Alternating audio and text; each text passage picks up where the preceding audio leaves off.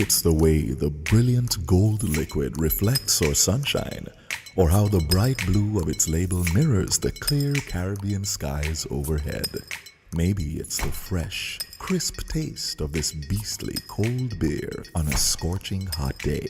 Maybe it's even the way it brings us all together. But one thing is for sure, Carib is very much a part of who we are wherever we're from in the Caribbean. Carib, it's the way we play. Drink responsibly. TDC Financial Services, we're here for you to help you make your dreams come true. Whether your needs are big or small, we'll support you with them all. TDC Financial Services, we are strong. TDC Financial Services, this is where you belong. TDC Financial Services, where money is made easy. People make the world go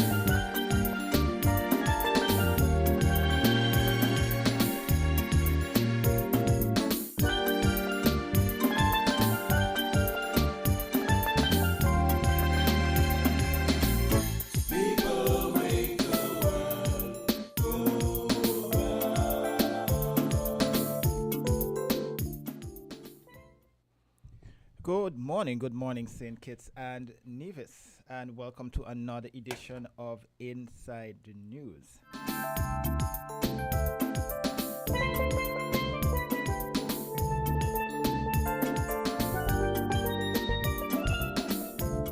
I am German Abel sitting in today. It's good to be back with you. I must apologize to our listeners last week.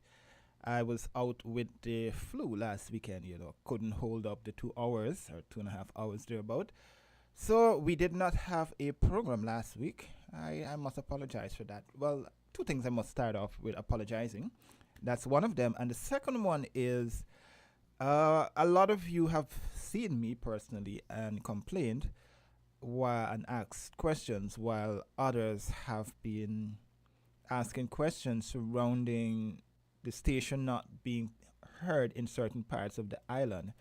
I must say that, from my understanding, there's some work being done in the area where one of the outlets, relay stations, is located, and there's some power issues up there that's affecting a number of radio stations as well as internet providers who are located in that particular area. So everyone who's in that area, they're working along with the power company, to get the issue or issues resolved, so you can hear us within those specific locations that are impacted by the power outage, or of the feeder system up in that location being down. So let me first apologize for that. Well, we're here on Inside the News today. It was a very busy news week. We heard the first case was surrounding the MSR issue, MSR, the Prime Minister, and the Citizenship by Investment Program. That matter went to court this week. We had a slight issue in terms of timing and so forth, so we did not necessarily get to cover that matter at the court this week. But from our understanding, the matter is supposed to be heading to trial sometime soon, so according to media reports. Also, it's been a busy week. We had the summit, the Investment Gateway Summit, that opened this week here in St. Kitts and Nevis. It brought together a number of critical stakeholders in the Citizenship by Investment program and those who are interested in investing in the Federation. They are all here 4 or 5 days in St. Kitts and Nevis. A number of presenters laid out critical aspects of St. Kitts and Nevis to them. We also heard from the Prime Minister as well as the CEO of the Citizenship by Investment unit. We also saw that someone else was arrested for fraud, and a number of these related issues were done locally, and they were covered extensively by the media. Regionally, we heard last evening that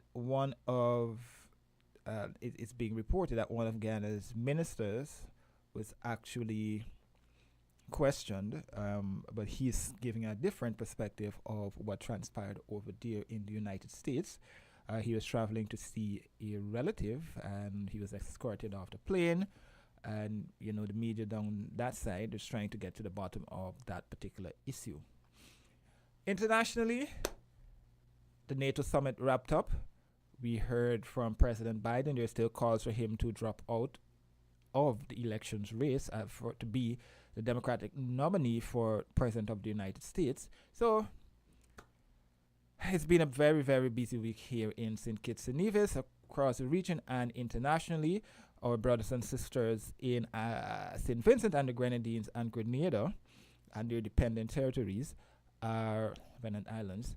They are still recovering from the ravages or the devastation left by Hurricane Beryl. We've been getting situation reports from SEDEMA, the Caribbean Disaster Emergency Management Agency. We've been seeing reports coming out from there. Regional leaders are expected to be in attendance at the CARICOM Heads of Government later this month to further discuss and enhance efforts to assist in rebuilding Grenada and St. Vincent and the Grenadines. So yes. So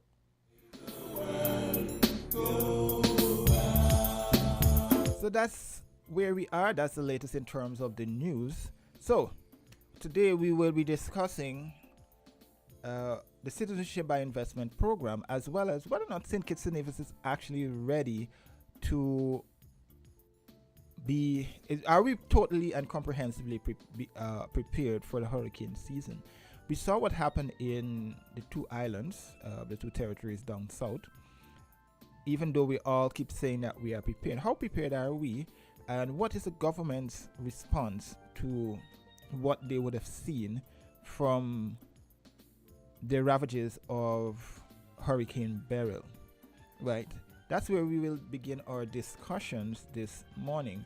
But first, we will hear from the CEO of the Citizenship by Investment program.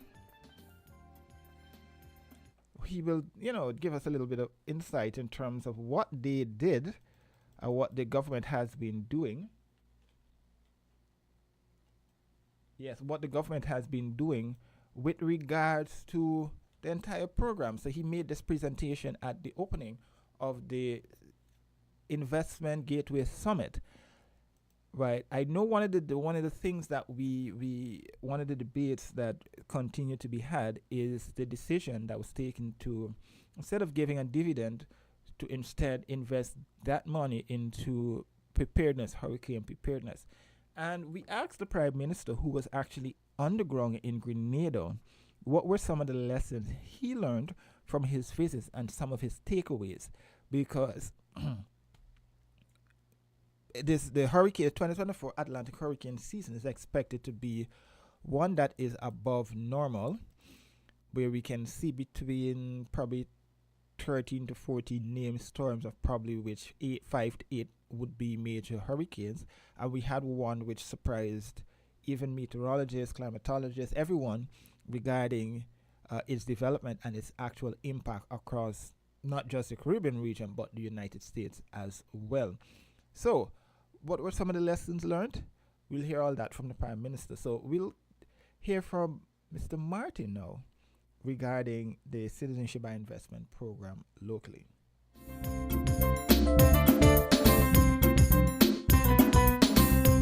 Welcome to the 2024 Investment Gateway Summit. For those of you who don't know me, I am Michael Martin. I'm the Chief Executive Officer of the St. Kitts and Nevis Citizenship by Investment Unit. And I'm delighted to be here today, addressing you on our magnificent island during a truly exciting period for both the citizenship by investment industry and for our Federation of St. Kitts and Nevis, your Federation of St. Kitts and Nevis. This year, our Citizenship by Investment program is celebrating its 40th anniversary. We were the first country to offer such a program when it launched in 1984, on the 20th of February. And we have remained at the forefront ever since.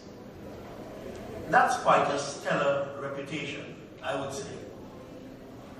We are exceptionally proud of our program's reputation on the global stage as the longest running and most esteemed. Our accolades throughout the years speak for themselves.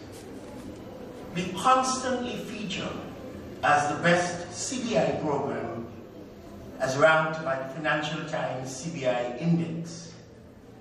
And that's a data-driven approach that affirmed our top spot. Another well-respected report, the newly published 2024 World Citizenship Report, ranked St. Kitts and Nevis highly per the top 5 motivators for global economic citizens. And what better way for us to showcase the longevity of our program, all the things that make it the best, than to open our doors to you for the next 5 days and invite you to see for yourself exactly what makes our Federation exceptional. As I look around and I see seasoned CBI professionals like you, stakeholders and investors, and newcomers to the industry, and everyone in between, I must say, that is truly, truly exceptional. As the industry leader, we have something for you all. We are confident in the program that we offer, and we are sure that this summit will showcase why we are the most sought after.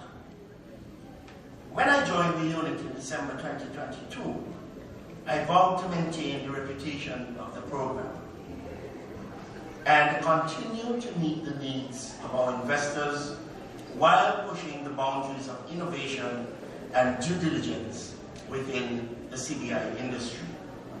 My vision was to continue to improve our well-respected program. During this time, the citizenship by investment landscape has been redefined. In a very short time, those of you who follow the news will know that there have been many, many transformations in the CBI industry. I have worked tirelessly to analyze the international CBI market standards and implemented changes that have only strengthened our program. This includes doubling the investment threshold for our investment options, the introduction of mandatory interviews, and strengthening our due diligence process. As you know, we were at the forefront of making these changes in our Caribbean region. We know that we are trailblazers in this industry and beyond, and we use our platform to make a change and to drive responsible citizenship practices. In 2022, St. Kitts and Nevis saw the election of a new government, which has been a positive change for our CBI program, with our Prime Minister, the Honorable Dr. Terence Drew, at the helm. There were numerous changes implemented. Under the leadership of Dr. Drew, the Federation has focused on various sustainable initiatives that have greatly improved the Twin Islands. This has all been made possible through foreign direct investment received from CBI applicants. Investors who seek to consciously invest in sustainability have the option to invest in the Sustainable Island State Contribution, which replaced the Sustainable Growth Fund. We also introduced the public benefit option, an investment option where a public benefactor can bring substantial benefit to the people of St. Kitts and Nevis. People make the world go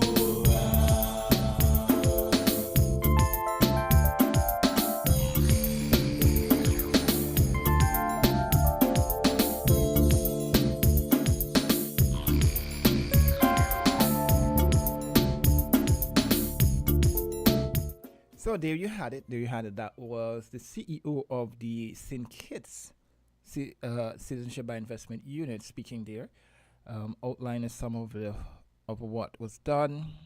That's just a little bit of what he said at the opening there. He did acknowledge that a number of changes have been made to the program and how all of this is benefiting St. Kitts and Nevis. The fact that the program is the oldest in the world and St. Kitts and Nevis has championed this initiative. So, what more can we do to foster and better the program, seeing that a number of changes have been made? But I know we have signed on to the MOA with the other territories in the Caribbean region, or I should be more specific, the OECS region. They have been, well, we've all come up with standardized it across the board to make it more stringent, and there will be more information sharing across all the territories. So if you apply for if you make an application in St. Kitts and it's denied, and then you decide to go to St. Lucia, then they can just reach out to St. Kitts to say, hey, I applied, this person applied, what's the reason you turned this, denied this application? So there's more information sharing. There's a standardized approach. St. Kitts and Nevis also has a new interview system in place to deal with all of this. So yes, that's where we will begin the discussions today. The phone lines are open. One of the things, we did have an interesting program that we had planned for you today. We were supposed to be reaching out to our friends over in Grenada to get a sense of what is happening on the ground over there, but that fell through. So we are taking a look at the CBI program, as well as, hearing from the Prime Minister in terms of what lessons were learned from the impact of Hurricane Beryl, and where changes can be made to better foster St. Kitts and Nevis to be prepared for natural disasters. Because, and you'll hear it a little bit, when he told reporters that, and it's a question that we asked Sedema at a press conference this week, how prepared is the region for a multi-pronged disaster? So we have St. Vincent and Grenada being impacted by Hurricane Beryl, a major Category 4, Category 5 storm. Then this is only the start of the hurricane season. Fine. So they're also saying that, hey, sometime within the next couple of weeks, we can see more of these storms being developed, because they've added, according to what I read recently, they've added an additional storm expectation for the month of July. So it's a lot for us to focus on, and we will definitely keep you guys updated with the information as, whether storms form, information from the National Emergency Management Agency, from SEDEMA, and so forth. So yes, so we'll take a quick break, acknowledge our partners, Carib Brewery, TDC, and then we'll continue with the discussion on the other side. Maybe it's the way the brilliant gold liquid reflects our sunshine, or how the bright blue of its label mirrors the clear Caribbean skies overhead. Maybe it's the fresh, crisp taste of this beastly cold beer on a scorching hot day. Maybe it's even the way it brings us all together. But one thing is for sure, Carib is very much a part of who we are wherever we're from in the Caribbean. Carib. It's the way we play. Drink responsibly. If you need insurance, our service is the best. Home motor insurance can give you more for less. Property insurance can save you a lot of stress. At TDC Insurance Company Limited, we care about your investment. Guarantee you peace of mind. The best team in the business. Guarantee you peace of mind. No other company will guarantee you peace of mind. Together we'll succeed and guarantee you peace of mind. TDC Insurance Company Limited, where you get more coverage for less.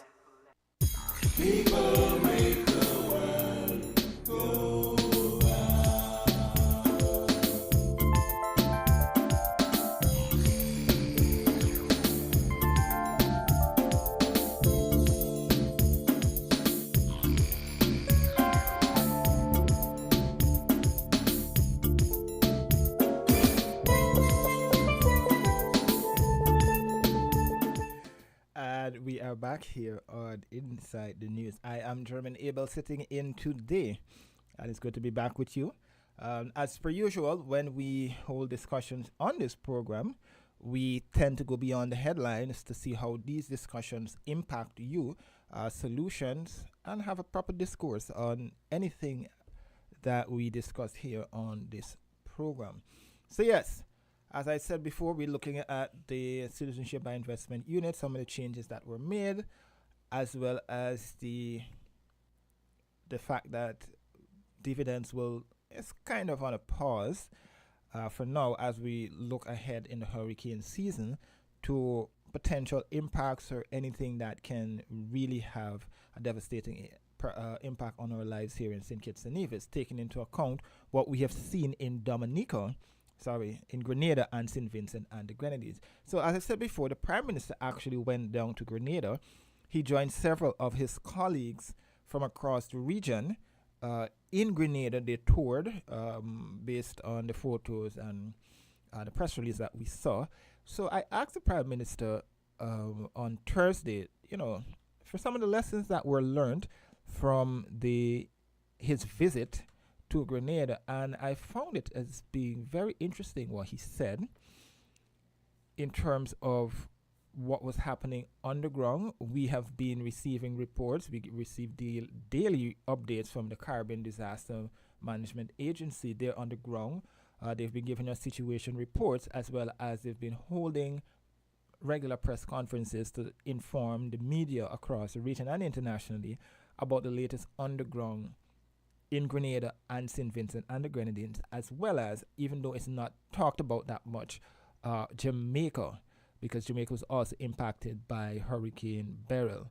But they've been focusing primarily on the two territories that were heavily impacted by the hurricane, right? And the Prime Minister really gave, for me, a very interesting perspective, because as journalists, as reporters, we oftentimes venture to these destinations to see firsthand for ourselves, but we in St. Kitts and Nevis have not gone down to Grenada just yet to see firsthand what has been transpiring underground. And we've been seeing from the photos and the video reports what is actually happening there. The rebuilding efforts are underway. They're still looking to determine the best way forward in terms of recovery. They've been receiving assistance. Security personnel have been traveling down. St. Kitts and Nevis has been assisting in whatever way it can. But we also are cognizant that this is still early days yet. We're into the second month of the Atlantic hurricane season. So we will hear from the Prime Minister in terms of what he's had to say surrounding his trip to Grenada.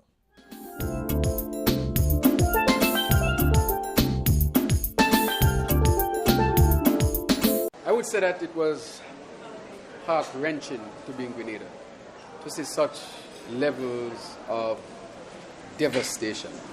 One has to be there to fully understand. I don't think that the pictures really convey the level of hurt of the people, the level of devastation. I mean, it was difficult and challenging to find one building that was not affected. And people with tarpaulins on the roof, houses destroyed, living in shelters for extended period of time, sleeping on the tents, no proper connections, water has to be trucked in. I can only imagine the challenges and difficulties that the people are going through. And so for me, it was heart-wrenching. My heart goes out to the people of the Grenadines, Grenada, St. Vincent, after such a hit by a significant storm so early in the hurricane season. What was learned from this trip that you can take back and you brought back to St. Kitts and Nevis that you learned from that trip? So what I learned is that the whole concept of a sustainable island state is the correct one. If ever there was any question about whether we should chart a course of sustainability, I think what happened in St. Vincent, Grenada and the Grenadines really elucidate how important it is for us to really try to get to a sustainable island state. That came out to me. Because these storms can hit any of us, and we have to be prepared. The other thing is to make sure that our infrastructure is as intact as possible. But the other thing that came to me is that no country in the Caribbean can afford it. It would cost St. Kitts and Nevis alone billions of dollars to adapt to climate change. Already we see over the last year that the temperature has gone up above 1.5. And the theme was 1.5 to stay alive. To stay below 1.5 to stay alive, but we have gone above 1.5, which means we can expect these type of cataclysmic events to continue. So we have to rush to a sustainable island state. We have no time, because at any point we can be hit by a devastating storm that can set us back for, I would say, decades. Because with multiple countries affected at the same time, one can only imagine that resources are limited. But I want to make the point also that we cannot spend our way out of it, even if we had the billions. The countries that emit the greenhouse gases, they must cut.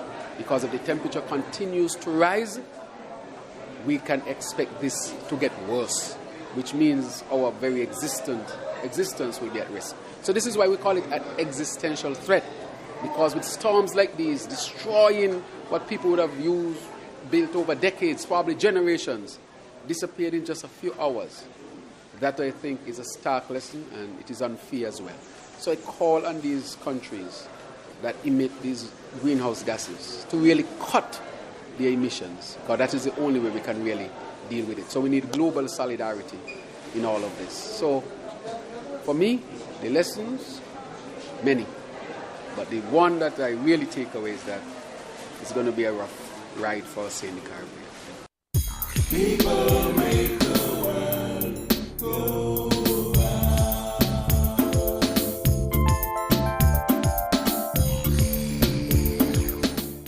Yes, it is going to be a rough ride for us here in the Caribbean. That is what the Prime Minister had to say following his visit to Grenada. The photos and videos are a stark reminder of the realities facing all of us here in the Federation, as well as across the Caribbean region.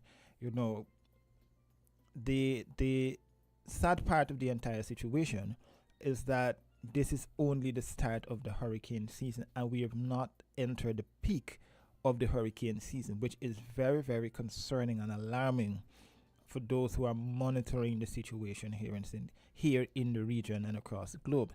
Because if this is what happened and we have not necessarily reached the peak of the season, it is really concerning. So yes, so that's where we are. That's what we are taking a look at. I want to give you a quick comment. Well, I want you to hear a little bit in terms of the response to what happened in Grenada. The original response was launched yesterday. in terms of providing assistance to those territories that were impacted by Hurricane Beryl.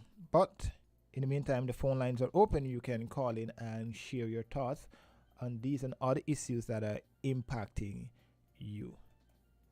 The distinguished prime ministers, please allow me to say a few words, and then we'll also play a very short video.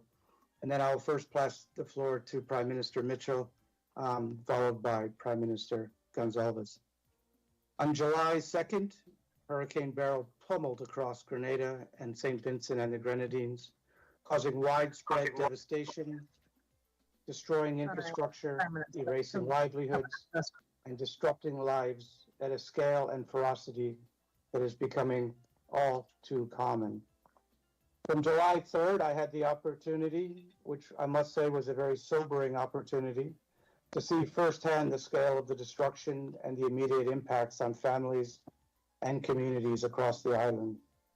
I visited Union Island, Meru, Canwan, as well as the 3 northern parishes of Grenada. The United Nations, in full consultation with the affected governments, supported with our technical staff, the Caribbean Disaster Management Agency Rapid Needs Assessment Teams, and concurrently also with the Caribbean Disaster Emergency Management Agency, we have been collectively supporting the country's national disaster management agencies. I would like to just say I deeply value the partnerships that have been coming together in support of national governments, and even more so value the leadership of those governments in managing both the coordination and the assistance that's coming in. With this press briefing, we're here to announce the launch of the regional overview and the planned response, which aims to provide life-saving and time-critical humanitarian support to over 43,000 people, 24,000 people in Grenada and 19,000 people in St. Vincent and the Grenadines. The response plan is based on 3 core objectives. First, to scale up immediate and integrated coordinated humanitarian assistance by addressing life-saving and most immediate needs such as food and non-food, water and sanitation, health, shelter repair, and maintaining a complicated logistics and supply chain.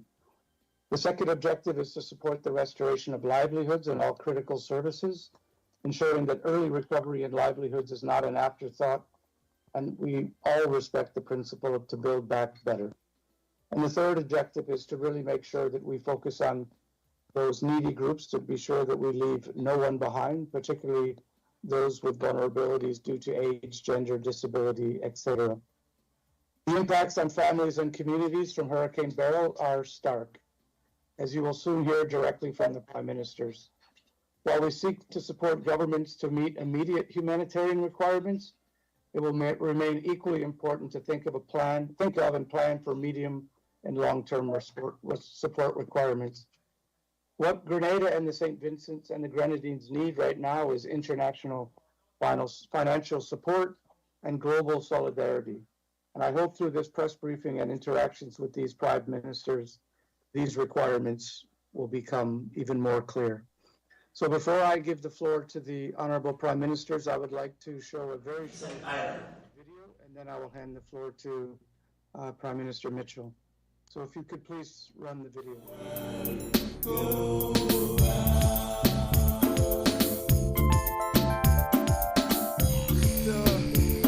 Yes, there you had it. That was a little bit there from the representative from the OECS, speaking in terms of the needs and what their response is in regard to the affected territories of Grenada and St. Vincent and the Grenadines. So yes, phone lines are open. You can call in, share your thoughts on anything that's impacting you and our topics of discussion for today.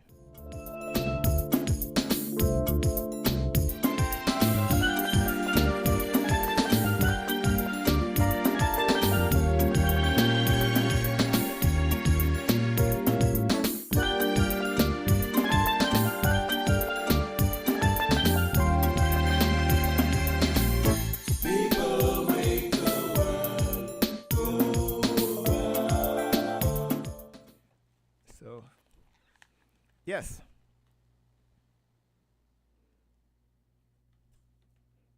So we don't have any callers just yet there. So we'll hear from Deacon Mitchell now regarding what's happening underground over in Grenada. And the Grenadines, Dr. Ralph Gonzalez, members of the international media who are with us this afternoon, viewers, all, a pleasant afternoon to you. And thank you for joining us at this international media briefing and for your partnership to share our challenges and our needs with the global family. I will say a short statement on the impact of Hurricane Beryl on the state of Grenada. I hope that by doing so, we can send a short but succinct picture of the challenges we face and the assistance and help that we need. On Monday, 1st July 2024, Hurricane Beryl made landfall on the shores of Grenada as a Category 4 hurricane. The before and after pictures indicates that the northern part of Grenada, which includes the parish of St. Patrick, some parts of St. Andrew, some parts of St. Mark, were heavily impacted. But moreover, the sister isles of Carriacou and Petite Martinique, which is our small islands, were completely devastated. What do I mean by that? 90% of all buildings in these islands were destroyed. Homes, schools, commercial buildings, shops, the airport, port facilities, marinas, gas station, the hospital, health centers, community centers, the road infrastructure, the shoreline, the coastline.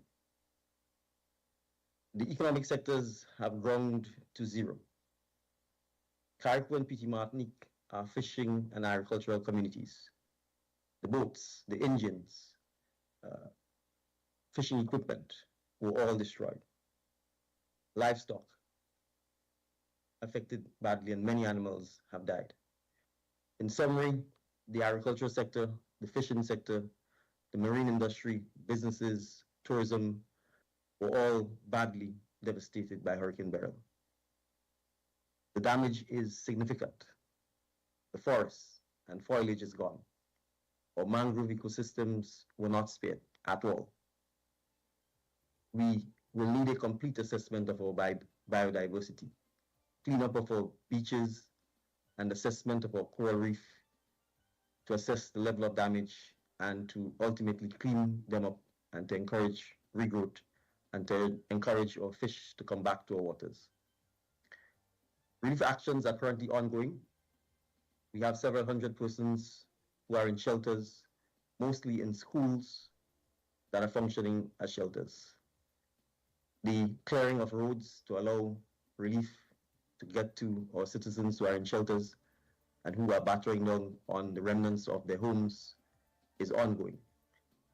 Attempts to restore public utilities have commenced, and our priority over the last week has been mostly in ensuring that we get relief to our citizens who badly need them in Carriacou and in Petite Martinique. The hurricane season in the Caribbean is from the 1st of June to the 30th of November. Hurricane Beryl is the first major hurricane of the season. Its build-up to a Category 4 was quick, and it affected many nations. Even as it tapered off as a Category 1, the devastation has been significant. We have 4 months left to go in this season. The prediction is not encouraging. Grenada, Carriacou and Petite Martinique, St. Vincent and the Grenadines simply cannot afford another hurricane. Our islands are simply too vulnerable at this point. Even mere heavy rainfall will cause major disruptions in terms of flooding, landslides, and significant inconvenience to many of our citizens who are now homeless.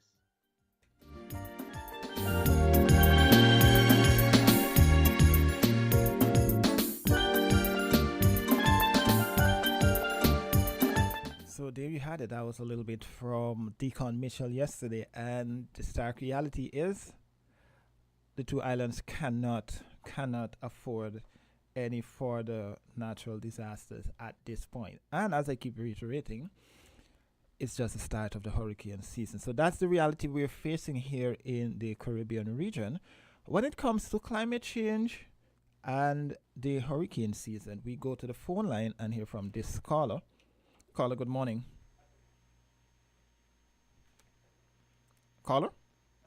Hey, Hey, good morning, good morning. Morning. How are you today? Much better than last week. Well, give God thanks, boy. I tell you, no matter how bad last week was, when you listen to the extent of the damage, you know? Yeah. Serious, you know? Good morning to all the listeners at home and abroad. That's why they say count your blessings, name them one by one. Sometimes we are so busy bemoaning our present circumstance. We have no idea what other people are going through. I mean, if we start with Barbados, many fishermen have lost their livelihood. You have that, right? Not sometimes you leave it out of the analysis. Hold on. Not even Barbados. Let's start with Trinidad. Trinidad wasn't impacted that heavily in terms of the passage of the storm, but it did impact fishermen as well. I think we tend to be overlooking them. I mean, you could hear the grief in the voice of the Prime Minister. Because what can you do? 41 boats destroyed. And these are not luxury boats, you know. They're livelihoods, some areas. And as for now, we're going to have to put the 2025 on the back. Because while we would like to attain it, it's becoming more elusive. You're talking about locally? You're talking locally there, or you're talking about across the Caribbean regionally. region? Well, It's all of us actually, getting hit. well, you raise a valid point, and I was actually trying to get that audio from Guyana's president, who leads agriculture, and he actually said the two islands, they've been set back in terms of their approach to the 25 by 25. Yeah, because even Jamaica, St. Elizabeth is considered the food basket of Jamaica, you know. It's an agricultural area in Jamaica. And a lot of the food sold in the town, even in Papine, I was surprised when I was here to learn the distance on which some of these farmers travel on top of some trucks and buses to get to Papine and in town to sell. And when you have the crop destroyed, the trees, the breadfruit tree that we depend on, all the trees are tumbling down. You know, people are left distraught. I feel the pain, you know. I feel it. You come to Grenada and you go to St. Vincent. Those are considered poorish countries, eh? If you look at the way they rank them. The people depend on the boat to bring on the banana or whatever, the yam and so to sell. There's nothing to sell. And the tourism dollar that we depend on for our foreign exchange to buy what we need, that has gone in.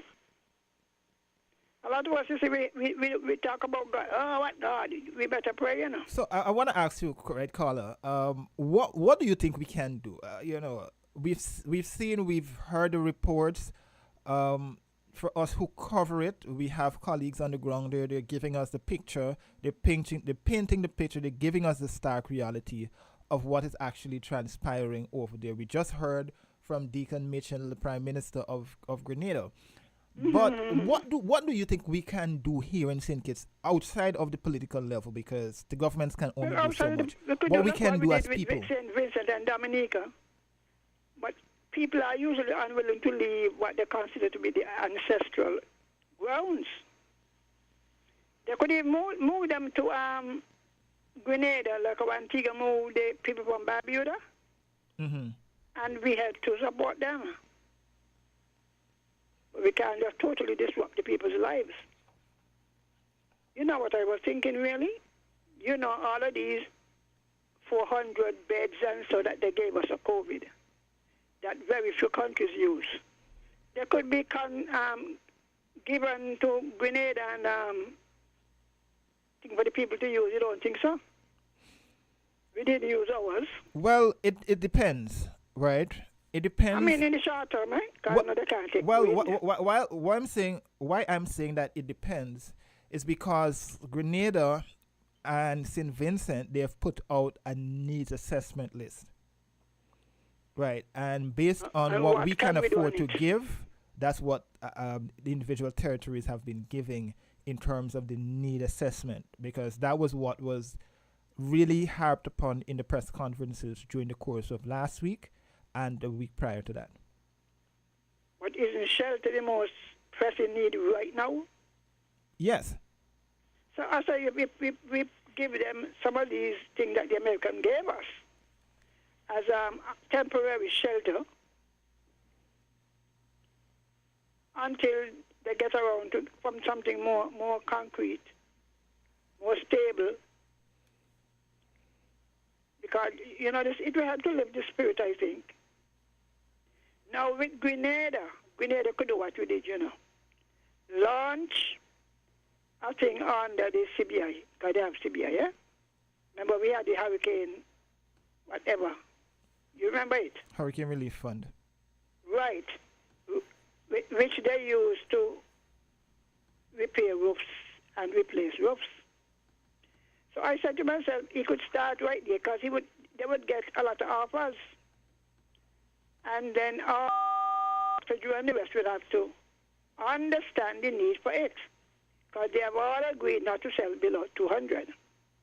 But if you have a new product, which is urgent, they could overlook that. What do you think about that? Well, Vincent said they're not selling any, yeah? That's a consideration that can be put on the table. That should be put on the table. Because it's immediately. an immediacy, yeah. You put out this thing for the hurricane because you have the pictures to back up, so you're not pulling anything. The world now knows. So therefore, the area, all your people, yourself out there, your agents, put it up. That becomes the more pressing need. And you ask for something below 200. And that should be easily understood by the other countries that signed the MOU. But what do you think that we should learn from this? We should learn. We should done learn long time. We had Hugo that wiped out the place. We had George, so many. Mm-hmm. Let's start with the revetment. St. Kitts got some rock mountains over by Connery and so. We need to begin to put more wave breakers in the sea around the place. That's an easier one, you know. Say, I could have them around Port Zante.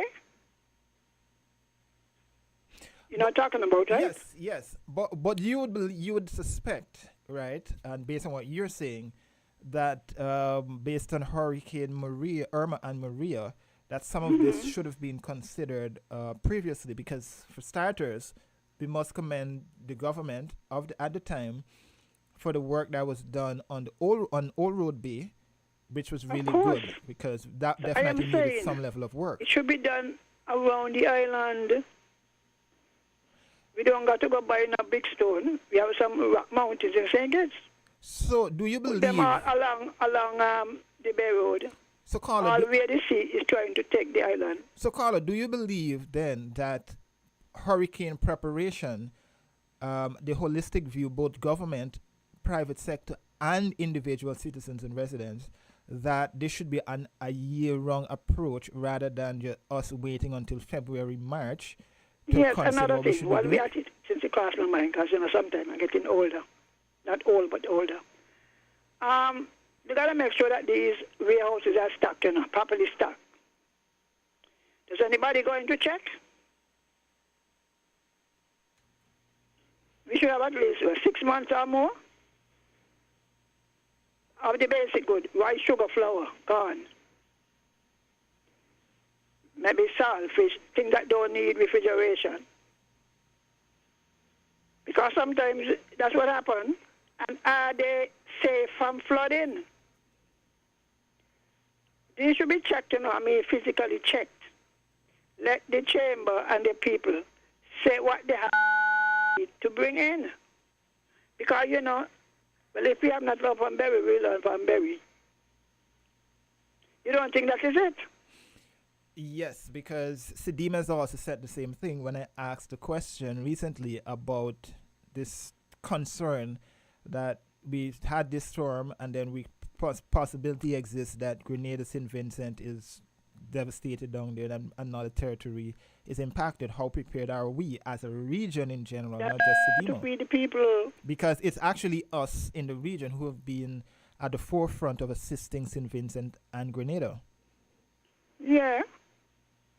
And even the farming. 'Cause I have been thinking about it, so maybe when you hear the thing coming, start to reap. You know? I know you can't reap everything, right? Mm-hmm. But there's some things you could do. You got these breadfruit trees and stuff. Start to reap some of them. Well, so if the thing pass you, then you lose. What I will do, Miss Henry, is I will play in the second half of the program a bit of what the minister said, the Minister of Agriculture, because I asked him what he learned about the agriculture sector surrounding preparations. St. Kitts and Nevis. I spoke to the minister. It's not long, but I'll just I know, but what I was saying that people to like St. Vincent, whether got this banana thing, before the hurricane even reached everything on the ground. So I said start the reaping. But for me though, right? And this is a broader question, right? Politics aside, and I'm That's just what speaking generally here. Are we literally, and I'm not getting this picture, whether or not it be in St. Kitts or across the region, that we are adequately prepared? I know some time back on this program when I asked this particular question, when Taiwan had its earthquake earlier this year, I asked the question, how prepared is St. Kitts and Nevis? Whether or not we should be doing more drills, more preparation, more preparatory work for hurricanes and earthquake. The discussion, we did not really dive deeper into it.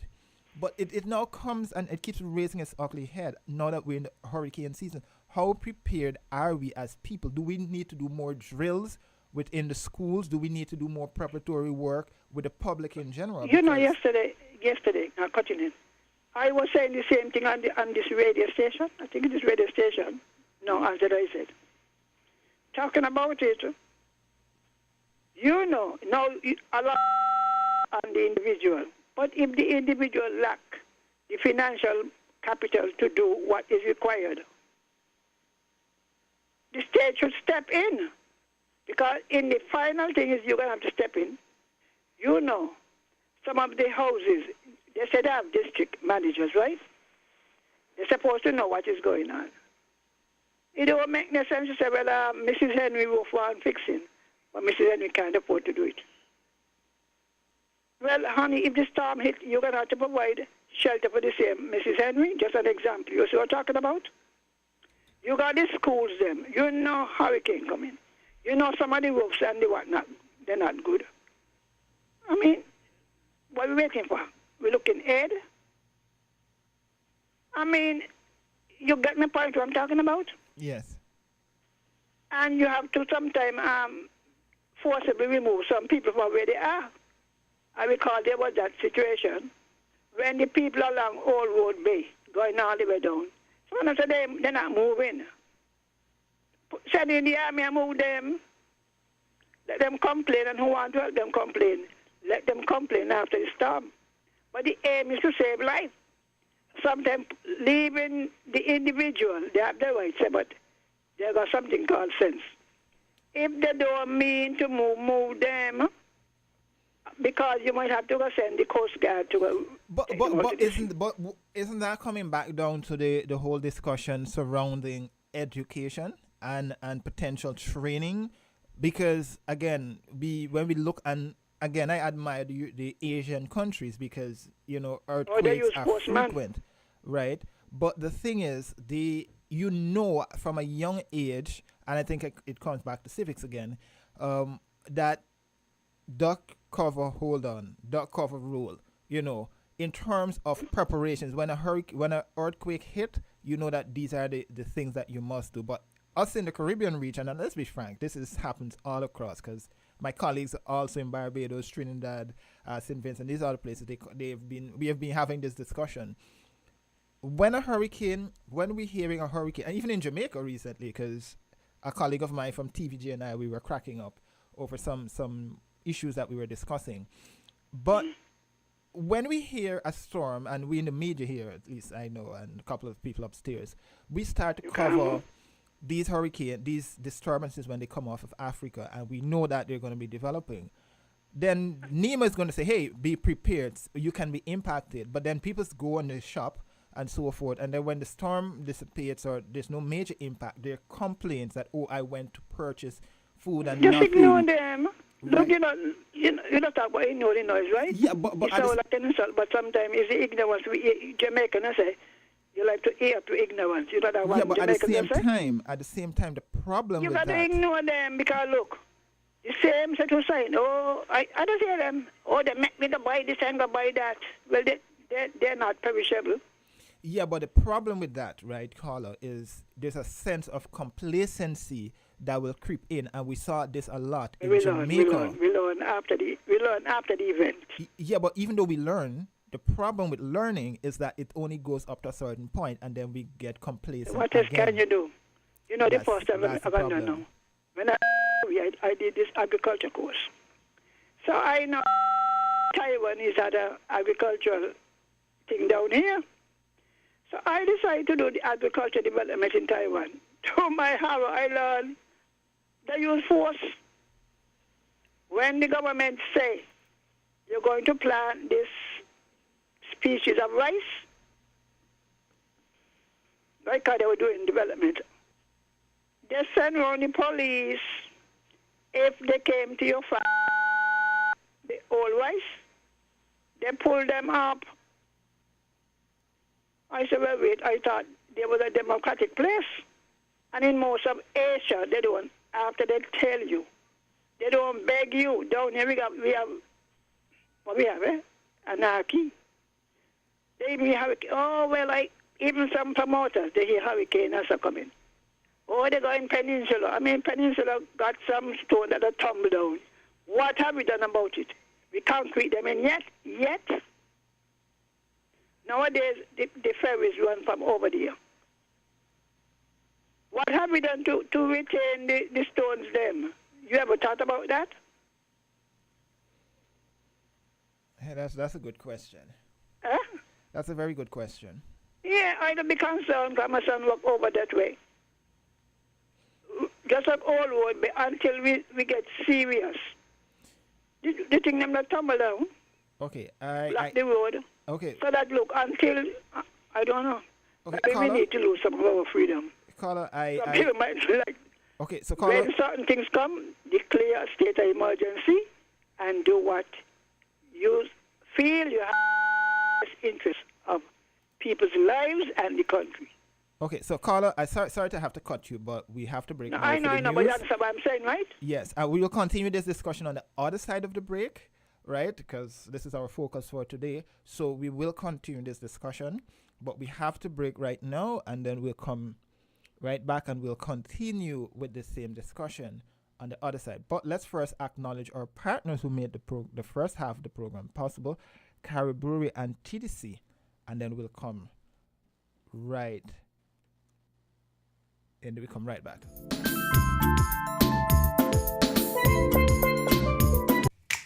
Maybe it's the way the brilliant gold liquid reflects our sunshine, or how the bright blue of its label mirrors the clear Caribbean skies overhead.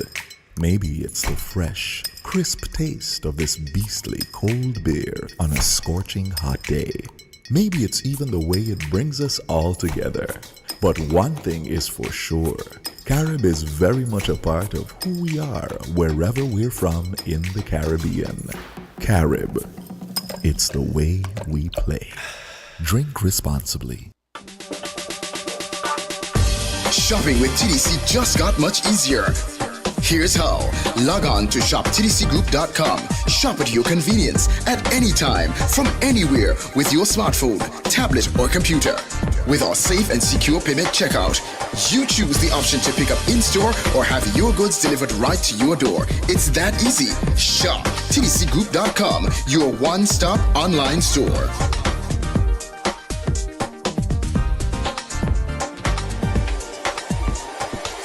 Shop anywhere, shop anytime, same quality you love. Now online. Shop www.shoptdcgroup.com.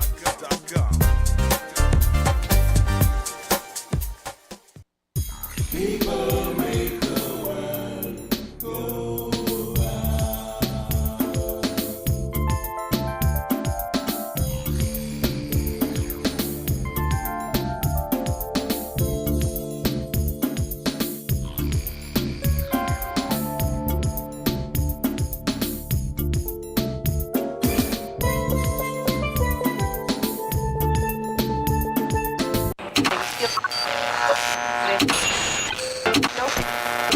Found the sound. 98.9 Win FM. We now bring you the headline news. The headline news is brought to you by Caribbean Alliance, The Grange, and Carib Brewery.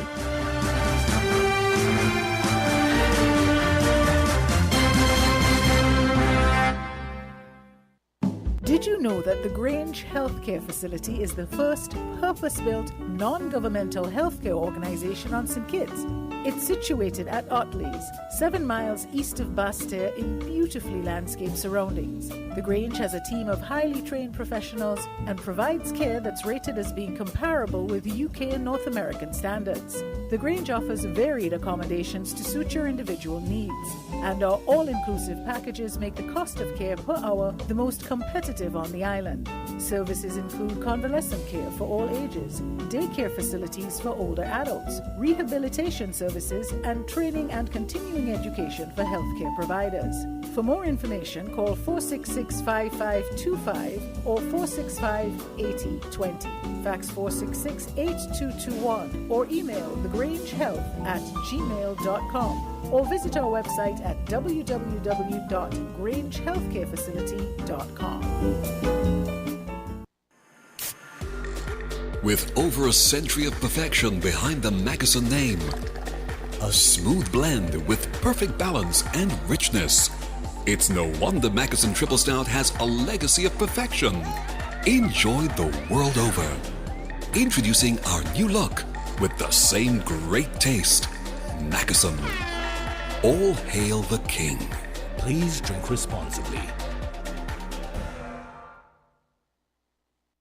When it comes to the important things in life, your health, your education, your choice of a life partner, and of course your insurance provider, only the best will do. Caribbean Alliance Insurance is the only insurance company in the Eastern Caribbean with an A excellent rating. We have a robust 3-tier reinsurance strategy that protects our policyholders from multiple catastrophes, even if they occur in quick succession. We spread our risks over 18 territories, ensuring minimal impact to individual territories when a disaster strikes. We provide an excellent claims experience. Claim settlement is usually between 24 to 48 hours. Our A excellent rating means that you are more secure with us. Contact us for motor, property, marine, public liability, employer's liability, and other policies. Dalil Walwyn, people you can trust. Local agent for Caribbean Alliance Insurance. Tomorrow secured. With the WINNFM Midday News, I am Kevon Brown. Our top stories. CARFA urges vigilance against mosquito-borne diseases amid rising dengue cases in the Caribbean. Climate change and natural disasters driving force behind displacement in the Caribbean. Concerns mount about allegations against Guyana's acting deputy commissioner. The ECCB governor pledges a $1 million grant each to Grenada and St. Vincent for hurricane relief. Internationally, Kenya's opulent lawmakers fuel a youth-led movement. Now the details.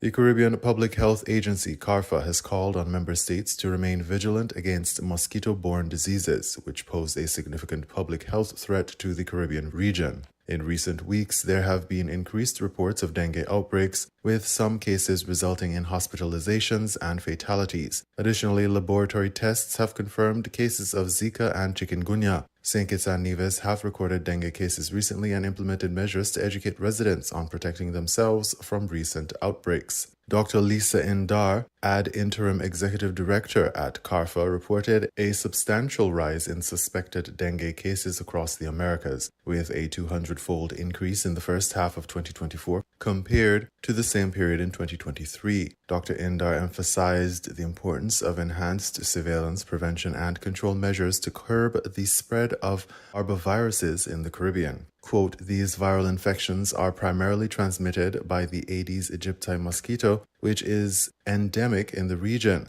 stated Dr. Horace Cox, Assistant Director of Surveillance, Disease Prevention and Control at CARFA. He continued, with the start of the hurricane season, CARFA urges member states to strengthen integrated vector management strategies within their communities, including eliminating mosquito breeding sites to reduce larval population, end quote. CARFA noted that dengue outbreaks typically occur every 3 to 5 years and have previously challenged regional public health systems during chikungunya and Zika virus outbreaks. The agency also reminded the public that Aedes aegypti mosquitoes are active during the daytime, emphasizing the importance of personal preventative measures to minimize mosquito bites. Extra caution is advised for vulnerable groups such as infants, young children, older adults, and women who are pregnant or trying to conceive. CARFA launched the 2024 iteration of Caribbean Mosquito Awareness Week in May to address these threats. This initiative highlights the challenges and solutions in controlling mosquito populations and preventing diseases such as dengue, Zika, chikungunya, and malaria. Reports from last year indicated 2,307 suspected and 927 laboratory-confirmed cases of dengue, underscoring the urgency of effective disease management. Dr. Joy St. John, Executive Director of CARFA, stressed the importance of coordinated efforts in tackling mosquito-borne diseases. Quote, the Caribbean cannot address this problem in a haphazard manner. We need the involvement of everyone from ministries of health to hotels, schools, and non-government organizations. We also need the media's help, but most of all, we need the commitment of our Caribbean citizens. End quote. This year's theme, Small Bite, Big Threat, and the slogan, Stop Disease Transmission, Start Source Reduction, underscore the potential consequences of inaction and the importance of proactive community involvement. Eliminating mosquito breeding sites can significantly reduce the spread of these diseases. Dr. Cox highlighted the importance of simple actions such as maintaining clear drains, securely covering water containers, and properly disposing of tires to reduce mosquito breeding sites and drastically decrease disease transmission. CARFA encourages everyone in the region to participate and take proactive steps towards creating a safer, healthier future for the Caribbean. Caribbean Mosquito Awareness Week was funded by the European Union under the 11th EDF program, supporting health systems strengthening to prevent and control outbreaks of Zika and other mosquito-borne diseases in the Caribbean. Continuous efforts and community involvement are essential to protect public health and ensure Caribbean residents and visitors' safety and well-being.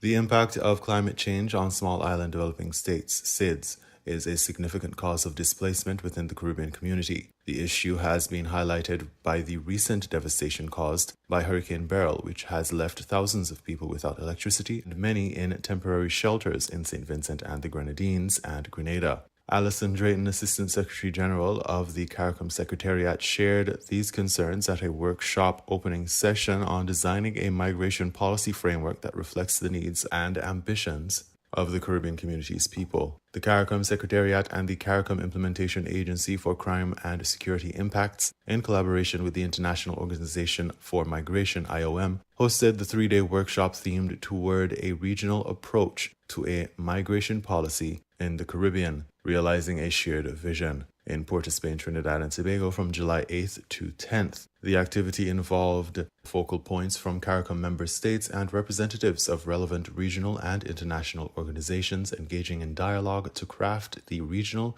migration policy framework. Quote, climate change and natural disasters remain key drivers of displacements in the region, with the frequency and magnitude of events likely to increase in the future. This has contributed to many regional states facing demographic decline, which has impacted their workforce, our younger population seeking job opportunities outside the region, and many key sectors being negatively impacted, said Alison Drayton, Assistant Secretary General, Human and Social Development, CARICOM Secretariat. Addressing the participants, Drayton highlighted climate change's role in migration, saying that the region has been facing and will continue to face various challenges that affect the lives and livelihoods of Caribbean citizens. Namely, climate change has amplified displacements and the need for people to migrate from areas threatening their livelihoods or limiting their opportunities to prosper and provide for their families. Climate change and natural disasters remain critical drivers of displacement in the region, with the frequency and magnitude of events likely to increase in the future. This has contributed to many regional states facing a demographic decline, which has impacted the workforce, the younger population seeking job opportunities outside the region, and many vital sectors being negatively impacted. However, she noted that addressing this challenge would be complex. The Assistant Secretary General emphasized the community's commitment to work with national focal points and other stakeholders to implement a forward-thinking regional migration policy that would address various aspects of regional migration and human mobility as determined by member state priorities.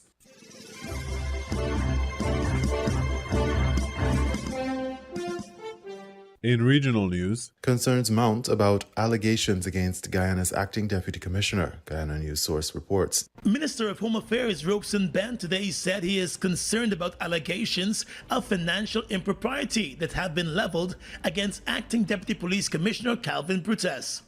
On Thursday, the Guyana Police Force announced that Mr. Brutus requested and was granted vacation leave to allow for an investigation into the allegations made against him. The police force has indicated that the allegations will be investigated.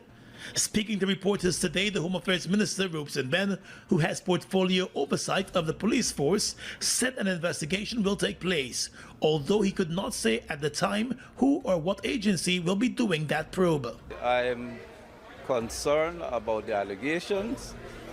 A review and investigation will be on the way to determine what are the specifics of these issues, and the public and the press will be informed. The Home Affairs Minister stated that the media will be advised on the conduct of the investigations. Leader of the Alliance for Change, Nigel Hughes, in a statement today on the allegations against the acting deputy commissioner, said the Guyana Police Force cannot be expected to investigate itself. On Thursday, documents surfaced on social media purporting to be deposit slips for the police force's credit union, bearing the name and particulars of Mr. Brutus, the acting deputy police commissioner.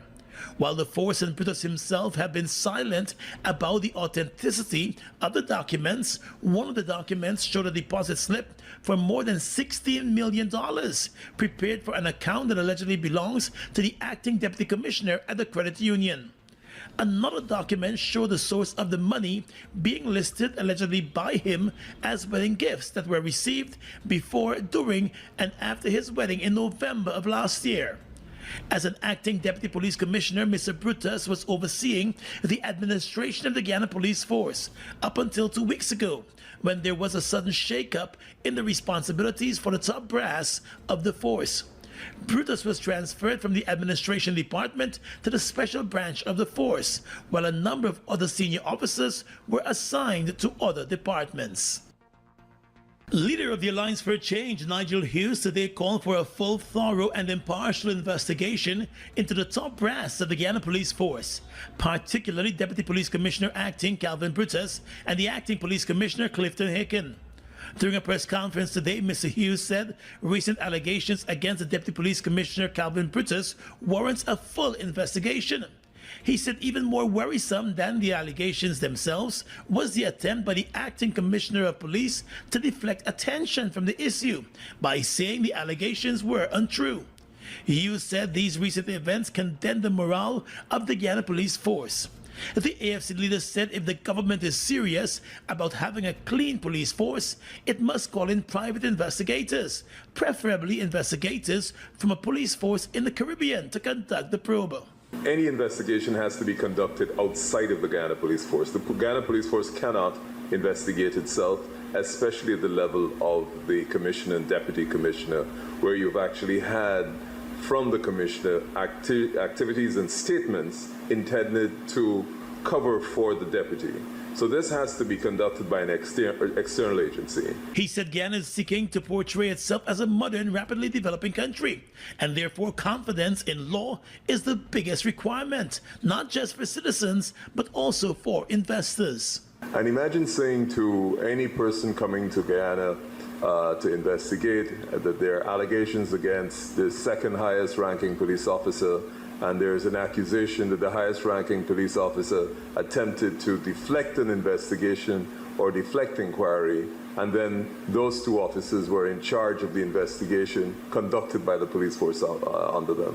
So I think to start off from just the perceptive. Mr. Hughes said it cannot be business as usual when those sitting at the highest level of the country's security sector are embroiled in controversy. Therefore, he noted, his party will be mounting pressure to have the issue properly addressed. This is the least the people in Guyana expect and deserve, is that an external agency conduct that investigation. So the fact that they might have started the OPR is of no comfort to anyone. The acting Deputy Police Commissioner, Calvin Brittas, proceeded on vacation leave after his request was granted for his annualized leave to allow for a full probe of the allegations leveled against him.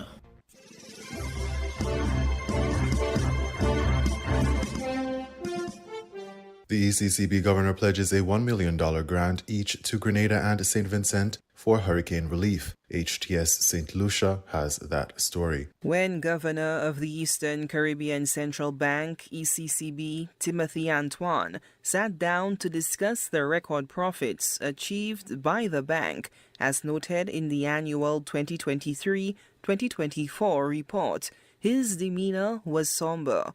Foremost on his mind was not the historic $80.2 million in profits earned by the bank, rather the devastation wrought by Hurricane Beryl on Grenada and St. Vincent and the Grenadines.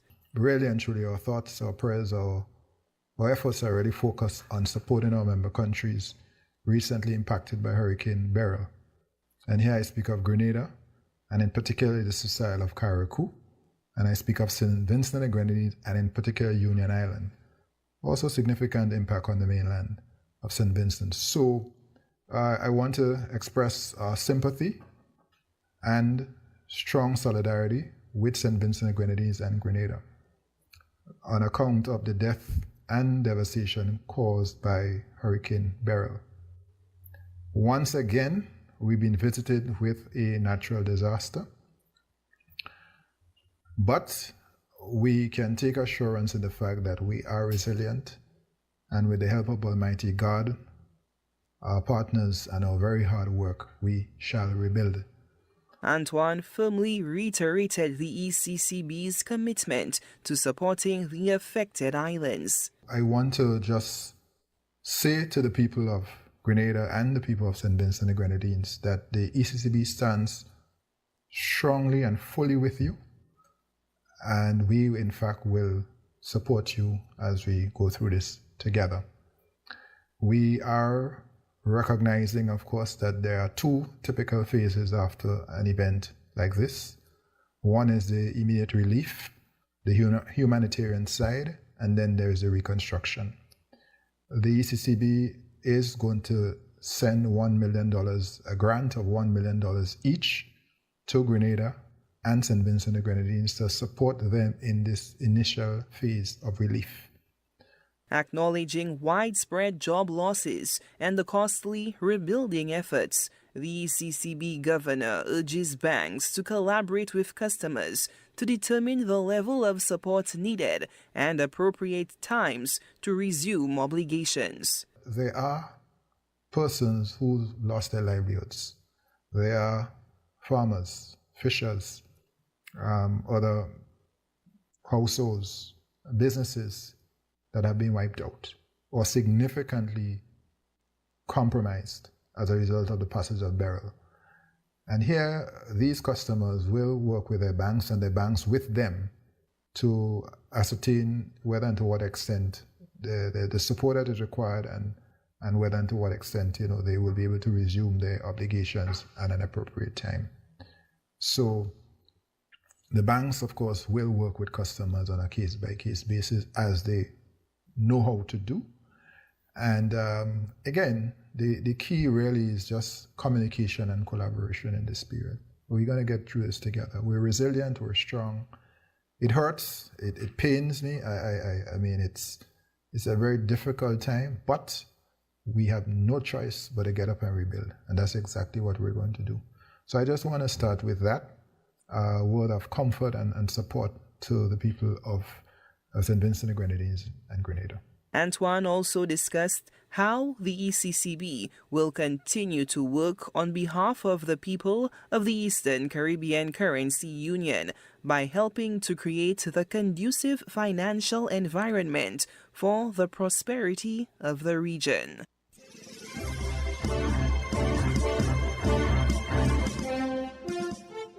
We now bring you these international reports. Videos have added fuel to simmering anti-government anger in Kenya. The lavish lifestyles of lawmakers splashed across social media. Then you need to check yourself. In April and May, during the build-up to recent widespread protests, MP Zahir Janda posted it on TikTok, triggering an angry response online. Protesters have since tried to storm his home in the western town of Kisii. Janda did not respond to requests for comment. But he's also not the only one. Kenya's protests, initially sparked by proposed tax hikes, have increasingly drawn attention to the large salaries, perks and ostentatious lifestyles of lawmakers. That's in a country where 3/4 of the population is young and well-paid work is scarce. And, according to artist and activist Rachel Stephanie Akinyi, where most Kenyans are sleeping hungry. Why would you show us your lavish lifestyle and still not do your job as a leader, you know? What are you trying to show us? That we have the power to use your money the way we want to take care of our own needs, but what about us? Fury boiled over in Kenya on June 25th, when protesters stormed Parliament and set it ablaze. Since then, private residences and businesses of several lawmakers, mainly those associated with the ruling coalition, have been attacked. Ruto climbed down on the tax proposals and on Thursday, in a further sign of the pressure being brought by the protests, dismissed his entire cabinet apart from the foreign minister. Ruto, who came to power after portraying himself as a champion of low-income hustlers, has said some officials have displayed obnoxious opulence. And it's also an issue that was raised in Parliament by Senator Bonnie Kalwale. The public display of wealth and opulence, unless members of the public can quickly see where you've gotten it, they will not be happy. Over the weekend, I was speaking of a young member of parliament from my community who has bought a helicopter. Yes, I have a helicopter. Lawmaker Didmus Barasa said protesters had valid concerns about what he called insensitivities over the government's handling of economic development. But he said his own personal wealth was a reward for legitimate business activities. The ancestral land, several houses, and several pieces of land both in Nairobi and out of Nairobi allows me to access credit of more than 500 million. Yeah? I am an inspiration of very many young people in this country. Barasa also denied that lawmakers were overpaid. They earn, however, around 33 times the national average wage. Kenyan lawmakers are also no strangers to allegations of corruption and waste. In 2023, Kenya ranked 126 out of 180 countries in the world by Transparency International's Corruption Perception Index, down 3 places from 2022. Ruto has ordered a review of pay rises lawmakers and officials were due to receive in July. His office did not respond to requests for comment for this report. But having faced little opposition since his 2022 election win, he's now up against a youthful, plugged-in movement that does not appear to be fading. The backlash against lawmakers' opulence has seen their videos edited and reposted with negative comments. Social media platforms are awash with allegations of mismanaged funds.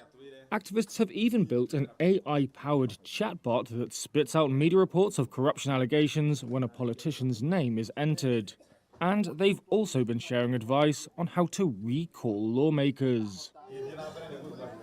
In Kabete constituency near Nairobi, voters have collected 5,000 of the 10,000 signatures they need to recall their lawmaker. I'm hoping that Kabete will be able to inspire the rest of the country to take action. Human rights activist Ndungi Gituku said they are taking their country back. If we don't put these people on check, he said, then that is it. It's the end of Kenya.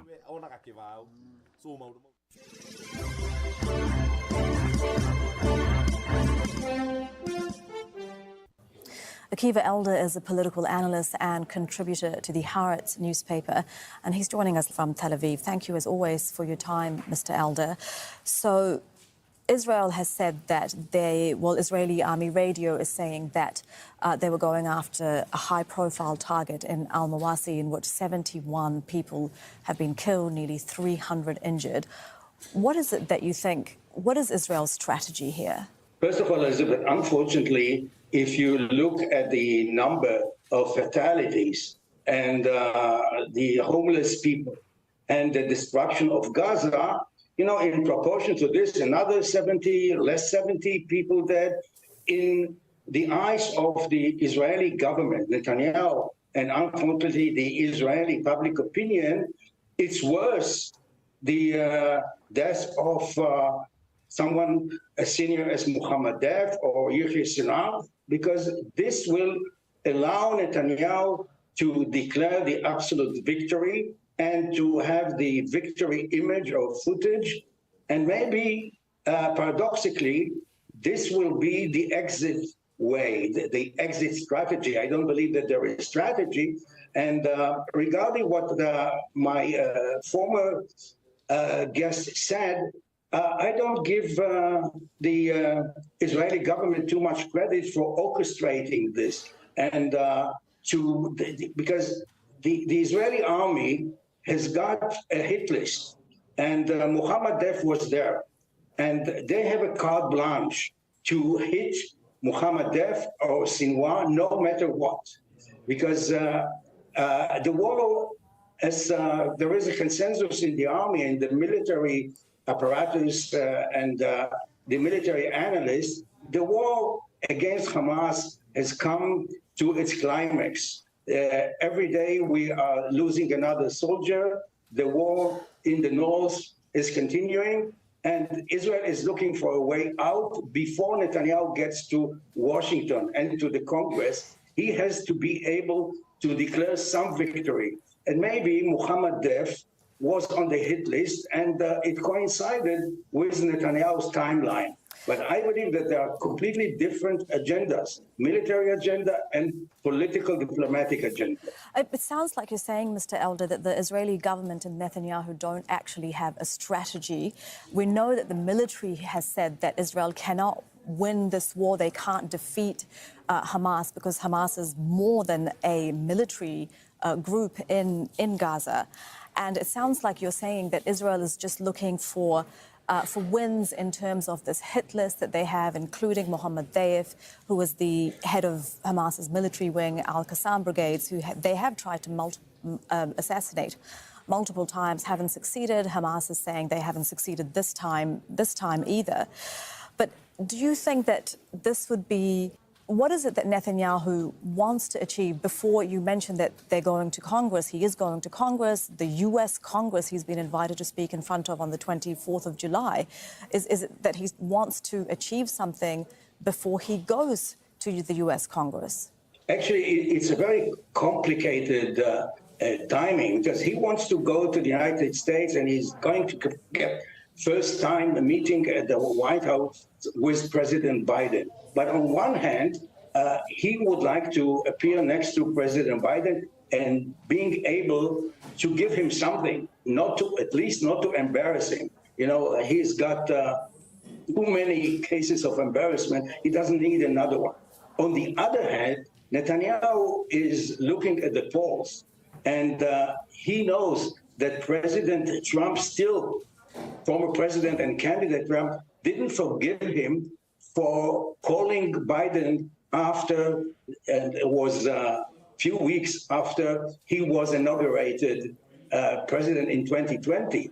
So he has to be very careful to walk on a very thin strip and not to give Biden, the victory image. So I am not sure if Netanyahu is going to end the war before July 24th, when he reaches the American Congress and the White House.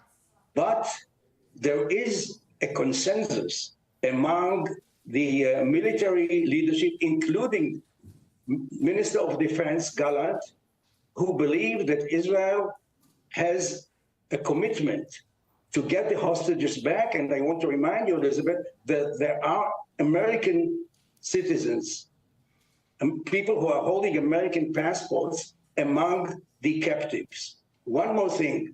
Next week, the International Court of Justice is going to release its report on the occupation. And what happens today with the images coming from Gaza is not going to help Israel, let alone that we are still waiting to see what the International Court of Criminal Court is going to say about arrest warrants against Netanyahu and Gallant. And I'm sure that they watch Al Jazeera today or other networks. And, in Israel, you don't see the images from Gaza, but I'm sure that they are watching Al Jazeera and they will have something to say about it.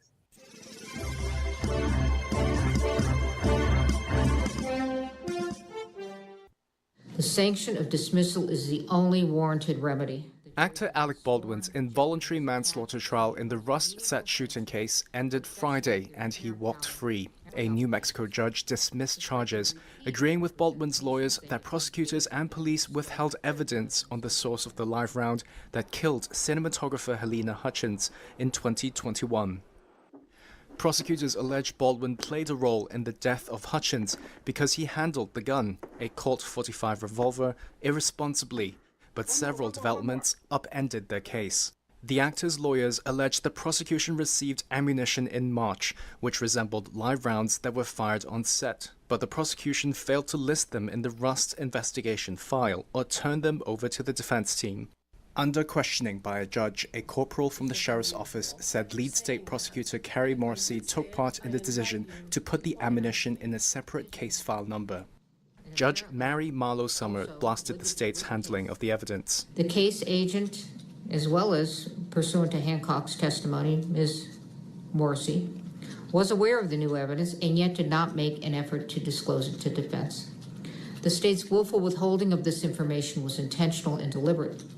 If this conduct does not rise to the level of bad faith, it certainly comes so near to bad faith as to show signs of scorching. Baldwin left court without speaking to reporters. His case has been dismissed with prejudice, meaning it can't be brought against him again.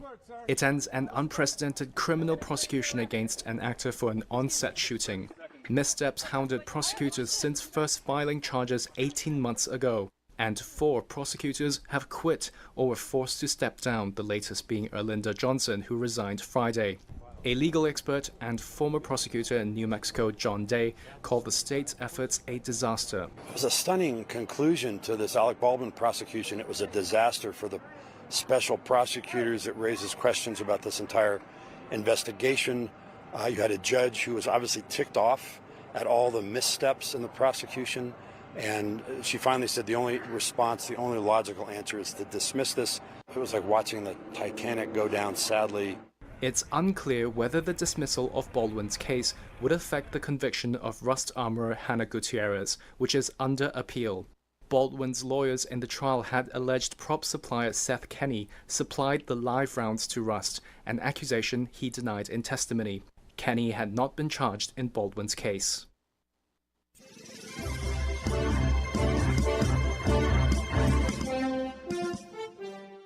You were listening to the Midday News on WINNFM 98.9. The headlines? CARFA urges vigilance against mosquito-borne diseases amid rising dengue cases in the Caribbean. Climate change and natural disasters driving force behind displacement in the Caribbean. Concerns mount about allegations against Guyana's acting deputy commissioner. The ECCB governor pledges a $1 million grant each to Grenada and St. Vincent for hurricane relief. Internationally, Kenya's opulent lawmakers fuel a youth-led movement. Thank you for listening. That was the WINNFM Headline News. The Headline News was brought to you by Caribbean Alliance, The Grange, and Cariboury.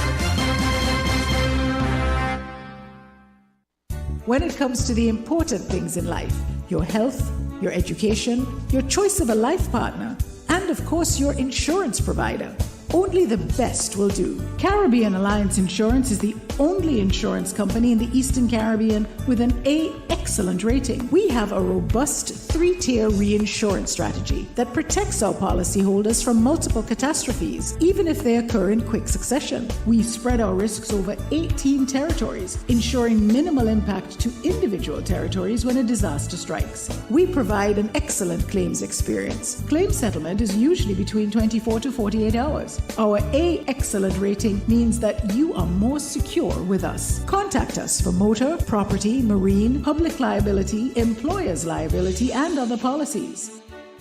Delisle Walwyn, people you can trust. Local agent for Caribbean Alliance Insurance. Tomorrow secured. Maybe it's the way the brilliant gold liquid reflects our sunshine, or how the bright blue of its label mirrors the clear Caribbean skies overhead. Maybe it's the fresh, crisp taste of this beastly cold beer on a scorching hot day. Maybe it's even the way it brings us all together.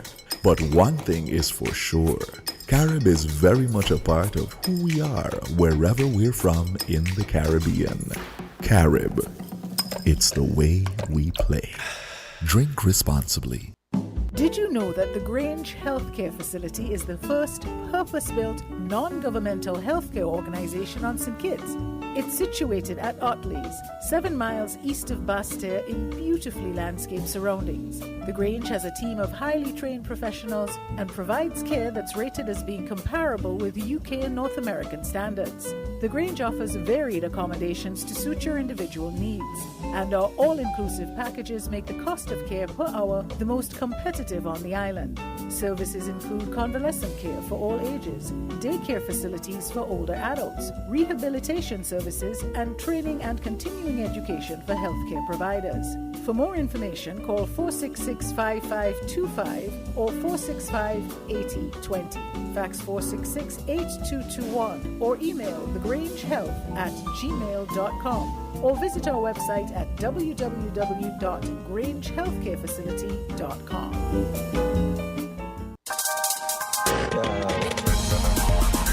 We're different. We're 98.9. 98.9. Win FM.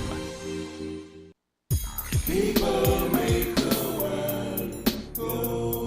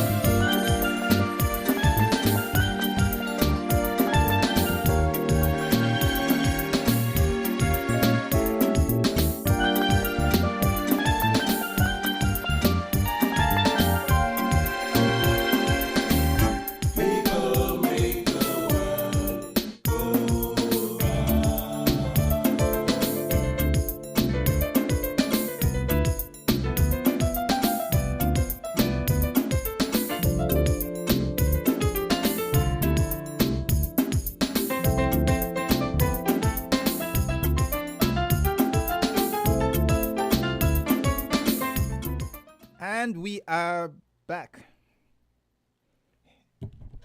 Yes, we are back here. Sorry, just one sec. Yes, and we are back here on Inside the News. I am German Abel, sitting in today.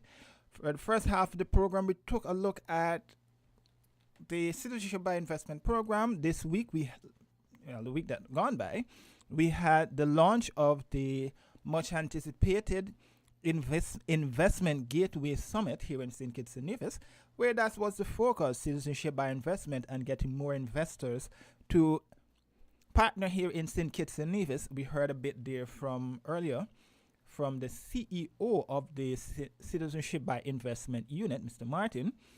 You know, he gave an overview in terms of some of the changes and adjustments and initiatives that were undertaken to strengthen the Citizenship by Investment program here in St. Kitts and Nevis.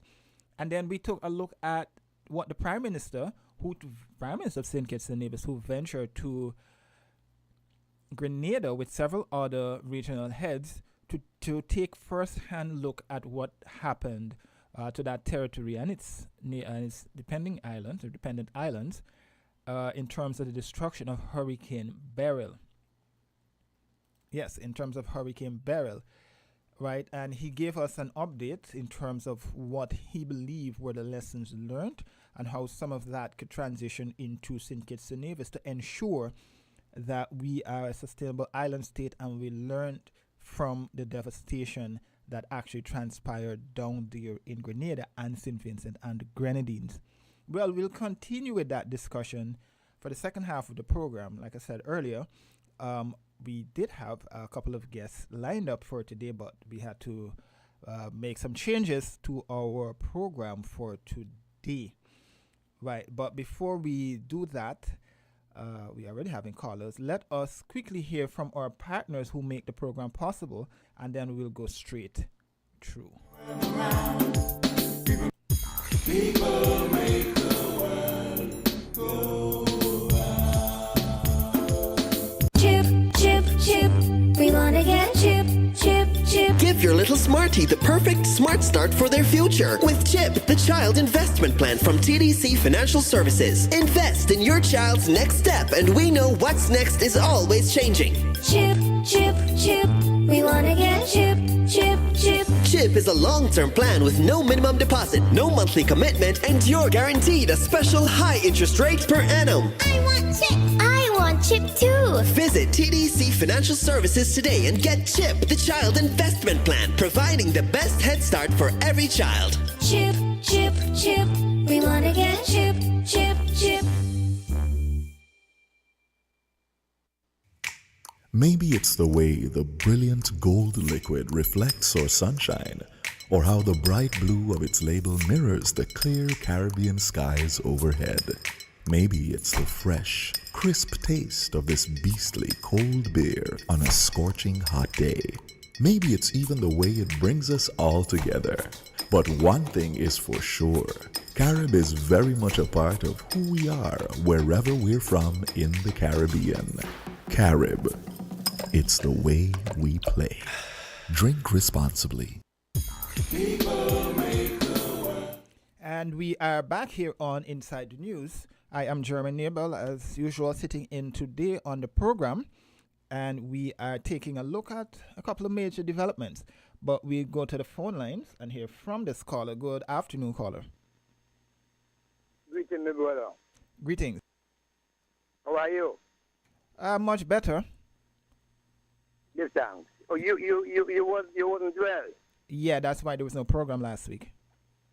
Oh, well, give thanks that you have improved your health. You know. Yeah. Yeah, give thanks. Good health is vital. Yes. Yes, indeed. Give thanks. Okay.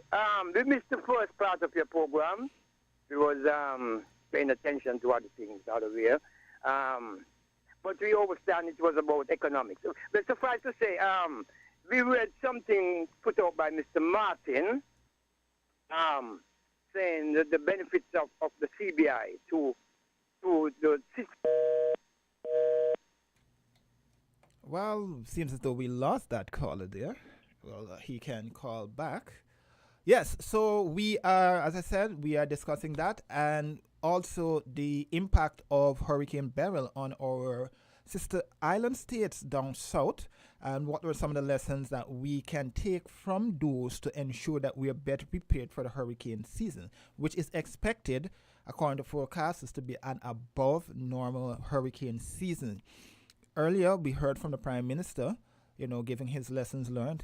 And I did promise before we took the break that I will give you a little bit of what the Minister of Agriculture said in terms of the lessons learned and how we are preparing here in St. Kitts and Nevis for the hurricane season. Right, because it's before, the during, and the critical thing is the after. Right, because it's one thing for us to say, hey, a storm is coming, and then we start to prepare. But then what we do during is equally as important, as well as how prepared are we for the after effects of a hurricane. So I'll give you a quick update because we have been focusing on this. We in the media realm have been focusing on this, especially because I did a report recently, a regional report that focused on Dominica's response 7 years on from Hurricanes Irma and Maria that impacted the territory, right? And they're still in the rebuilding phase in terms of getting their agriculture sector back up and becoming sustainable and resilient when it comes to the agriculture sector, and how prepared the island is when it comes to hurricanes and a hurricane that could possibly impact. Hurricane Beryl did impact Dominica, but not as severe as some of the other states. So let's hear what the minister had to say regarding the lessons he learned from Hurricane Beryl.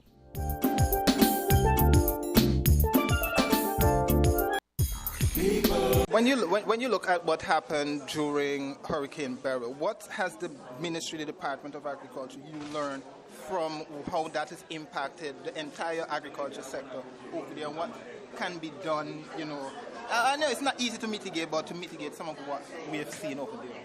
Well, we have already integrated that and incorporated that into our programs. And so some of the drought resilience techniques that we've been using and where we have structured our programs has already incorporated the idea of storm resilience, because we have to face it, we're in a hurricane-prone region. So any productive plan must include some type of mitigation plan. And let's look at it. If you have ground cover on the ground and a storm passes by, it's likely, yes, to damage the crop. That you cannot, go against. But then all you do now is reintroduce seedlings, and you're ready to go again. And so part of our plan program includes that mitigation concept. We also are stocking seeds because the fastest way to get back going is to replant. The sooner you replant, especially when you look at short-term crops like some of those that we have chosen, tomatoes, peppers, cabbage, carrots, these are the crops that you could get going, and within weeks you're back up and running again. So how is the department preparing now that we are actually in the hurricane season?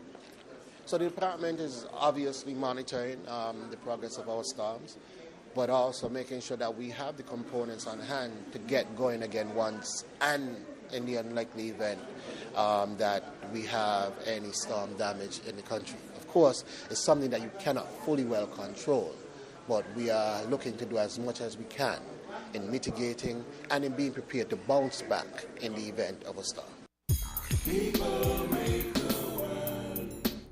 Yes, there you had it. That was the minister speaking there, and he's giving a slight overview in terms of lessons learned and how the Department of and Ministry of Agriculture are preparing for the hurricane season. Caller, good afternoon. Okay, so we missed that particular caller there. Caller, good afternoon.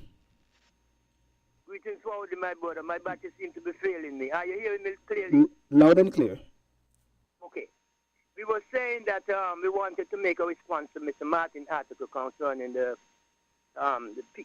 benefits of citizens from the CBI, but we want to read that article next time, And we were also saying recently we heard, I think it's 2 hearings of the last convention by the Afrik Bank. Is it the right sound, Afrik Bank? The African Bank, yes. Yes, it was the 31st convention held in Bahamas. The there were third, many the third. deliberations. Within one of the deliberations, we heard two words. I think it's Sisrin said that, limitless potential.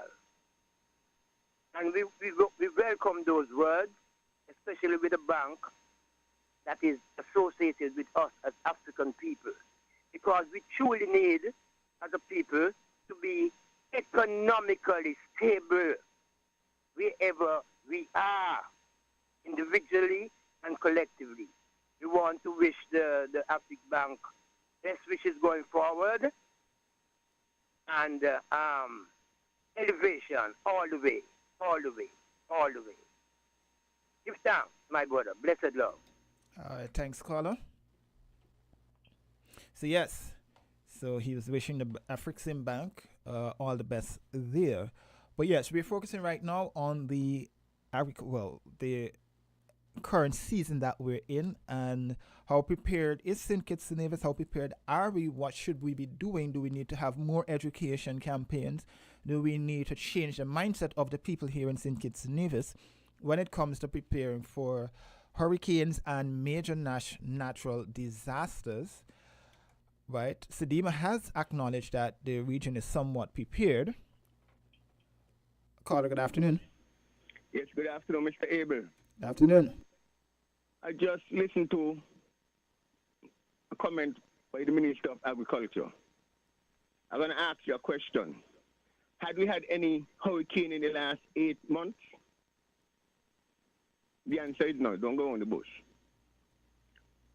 From December of last year, Agriculture Department brought a bulldozer up on my farm.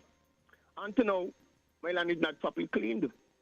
My land was comprised of a fencing that got broken down, yes. Mr. Miguel Fleming is aware of it because he saw it back in 2022 between September, October. How much hundreds of thousands of dollars the consortium farmers lost? How much? When he come in and he's speaking of hurricanes after effects. We hadn't had a hurricane in the last 8 months. But he, the minister, and the prominent secretary, they're playing a nasty game with the agricultural industry. Naturally nasty. I'm going to say to you, it's over a mile. It cost me in pipes to get water on my farm. No assistance from no rural administrators. Fencing was there. Drip lines also. X amount of thousands of dollars I invested on my farm. And this ain't just start today. This is started from way back in 1991. Today, Saturday. A Saturday like this back in 1991 in January. The first Saturday after Carnival. I was arrested for selling my own produce. And I couldn't believe how come. I sold my mother child when I was 10 years old as a little boy. No police ever asked me. When I went in front of the magistrate wanted to know what's going on. He requested of me to go see a lawyer and bring back the police them in front of him. That's 1991, All these times, I rallying with the Labour Party, from since 1984, my very first ex. By 1999, Labour gained power. We had hot peppers going Canada. We lose the market. We ain't had to pay no export costs. The persons who was importing hot peppers, they were taking on that burden. SSMC had about 5 to 10 acres of land under the same hot peppers. And it was more than hot peppers they wanted. Hot peppers was experimental crop, but such a poison, right? You had to see. Back then, Stephen Duggins, a leading extension officer. Okay. Today, Caller, I prefer you not calling any names. I understand. I could speak of it because what took place. Yeah, but today we have a Minister of Agriculture, Samuel Duggins. No, got to go straight to the point because people got to know what's going on. Me putting nothing under the rug. I grew up in a big labor house. But yet still, me and understand it. What's going on presently now? 2 individuals alone controlling the agriculture industry. And both of them got a farm. They have it every week. How much times per week they have Caller, it? caller. Hello, man. Come on. No. Hold on. Caller. Good boy. No. I call you there? I'm still here. Yes. No, what I'm saying is I will allow you to express your views, right? But bits and pieces in what you're saying, I do not agree with. I've been expressing these comments over and over, and I cannot take me to court for not liable. Hold on, caller. Yes, I understand that. That's your perspective, but again, I'm in the hot seat here, and I really don't appreciate some. I don't appreciate some of what you're saying. Right? I let you express, but when you're saying these guys control the agriculture sector, I will not necessarily agree with that. You can criticize who you want, but certain aspects of your comments, I do not necessarily agree with. Continue. What I'm saying is what can place up here. It's going to be a fight to the death. It's either I'm going to get killed or I end up in jail. For me own. Even the police, I'm telling me I must live wet. Come on, man. Crime me taking place. How is it they're going to run down the young boys them? But that is service who teaching the young boys them how to commit crime.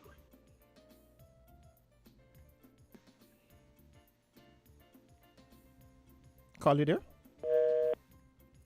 Okay, so we lost that call. Okay, so yes. So we will continue. So we're taking a look at preparations for the hurricane season. Based on the lessons we would have learned from Hurricane Beryl in terms of their approach. We just heard from the agriculture minister there. You know, he was interacting. I asked him a couple of questions surrounding that. And how can we be resilient in the agriculture sector? I do know that it's difficult because we are talking about the 25 by 25 initiative and so forth. But at the same time, how do we, because let's be frank, like I said, the before is important because we have to learn in terms of how to be prepared for a hurricane. Then we have the during, what we should be doing, and then we have to be prepared for the long haul after. And that's what we're seeing happening in St. Vincent and Grenada. Right. We're seeing that happening in those two territories right now because it's a long process. It's a long rebuilding process that will be happening down there. It's very tough when we look at what's happening to our brothers and sisters down south. Jamaica, to an extent, they are also in the rebuilding phase coming out of Hurricane Beryl, even though they were not necessarily impacted as much as the two territories down south. But we have been hearing we heard earlier from the Grenada Prime Minister, Deacon Mitchell. We now hear from St. Vincent's Prime Minister in terms of the rebuilding process and what's it like on the ground now in St. Vincent regarding the after effects of Hurricane Beryl. For having Prime Minister Mitchell and me on this particular appeal.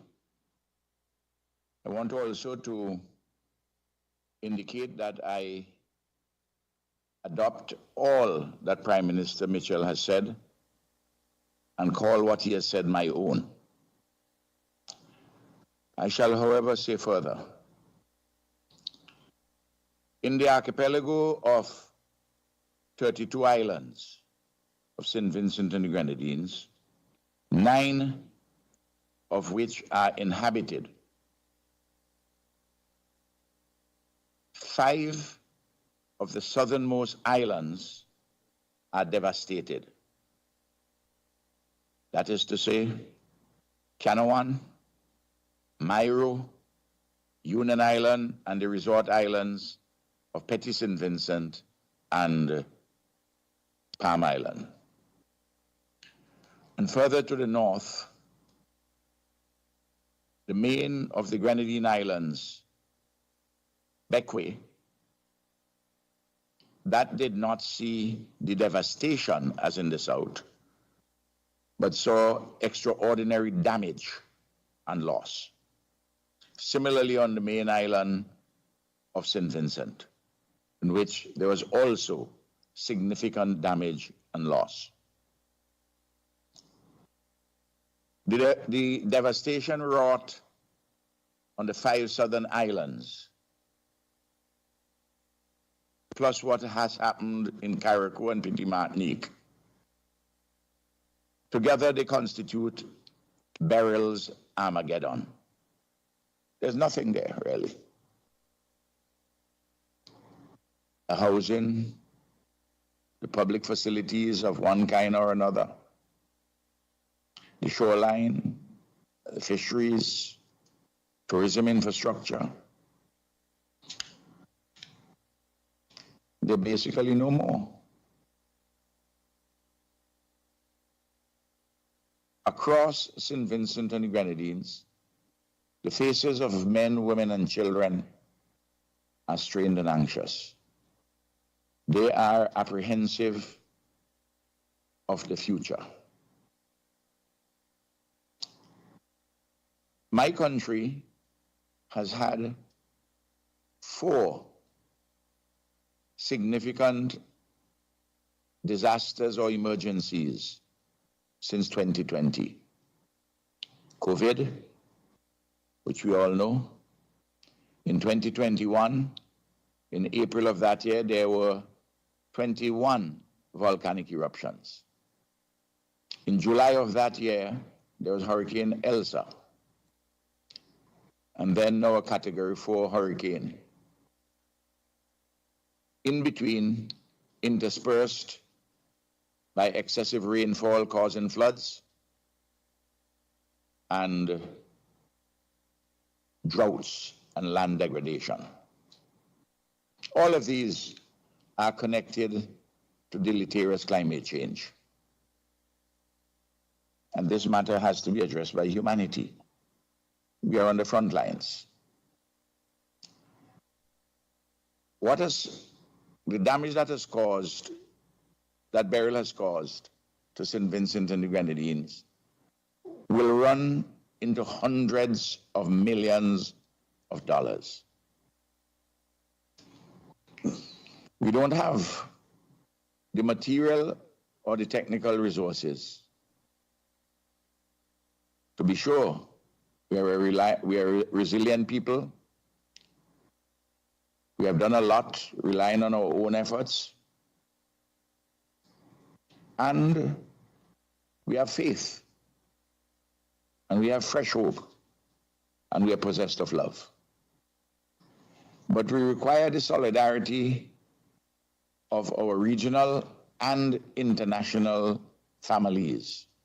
In the region, CARICOM has been organizing and advocating, and we're working together in the Caribbean community.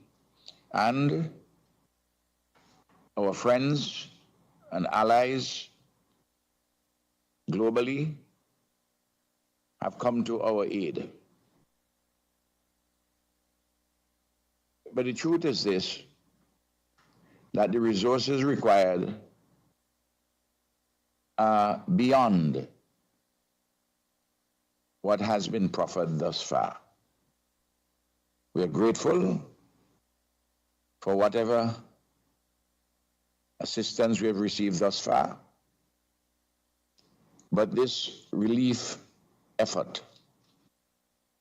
would require substantial resources because people are going to have to be kept with income support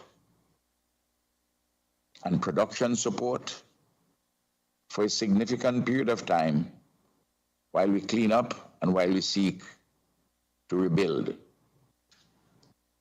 How is a country with very little fiscal space going to rebuild 2,500 houses, as in the case of St. Vincent and the Grenadines?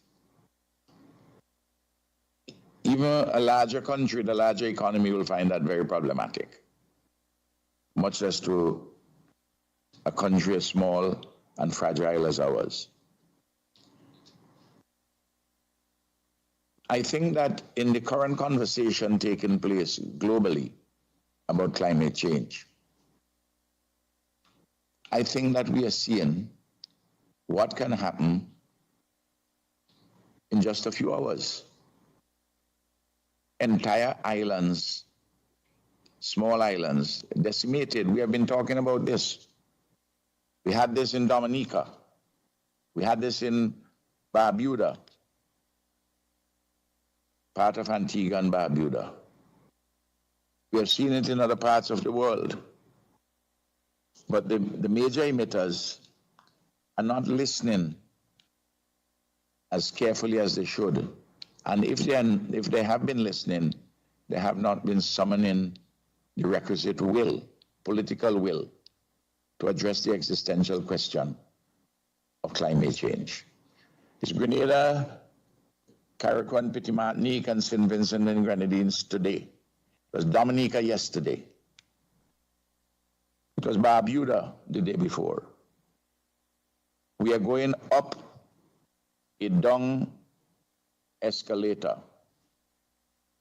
where the pace of the dung escalator is faster and more dangerous than the escalator which is going up. We really need your help. It's as simple as that.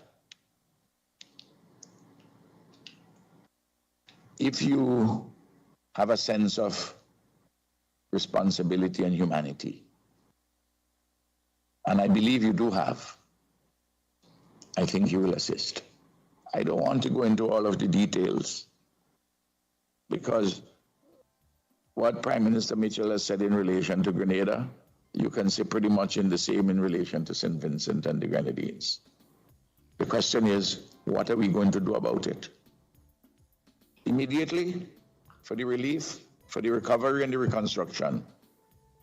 But the larger question, how are we going to address climate change? If we do not take this matter seriously and urgently and put the requisite resources to it and to alter the nature of the global political economy, humanity as we know it will not be there for our children, our grandchildren, and our great-grandchildren. This is a sobering moment. We have been managing our countries quite well, each of us doing a number of things consistent with our humanization and sustainable development. But we are being knocked over all the time by matters which are entirely out of our control and which we had nothing to do with, whether it's COVID or all these terrible hurricanes and storms. So please, under the aegis of the United Nations, and I'm very happy for all the work of my dear friend, His Excellency the Secretary General Antonio Guterres and all of his team, for the work they're doing, and heroic work too. We need to get this to individual governments which possess the means to help at this moment and for the future. Thank you.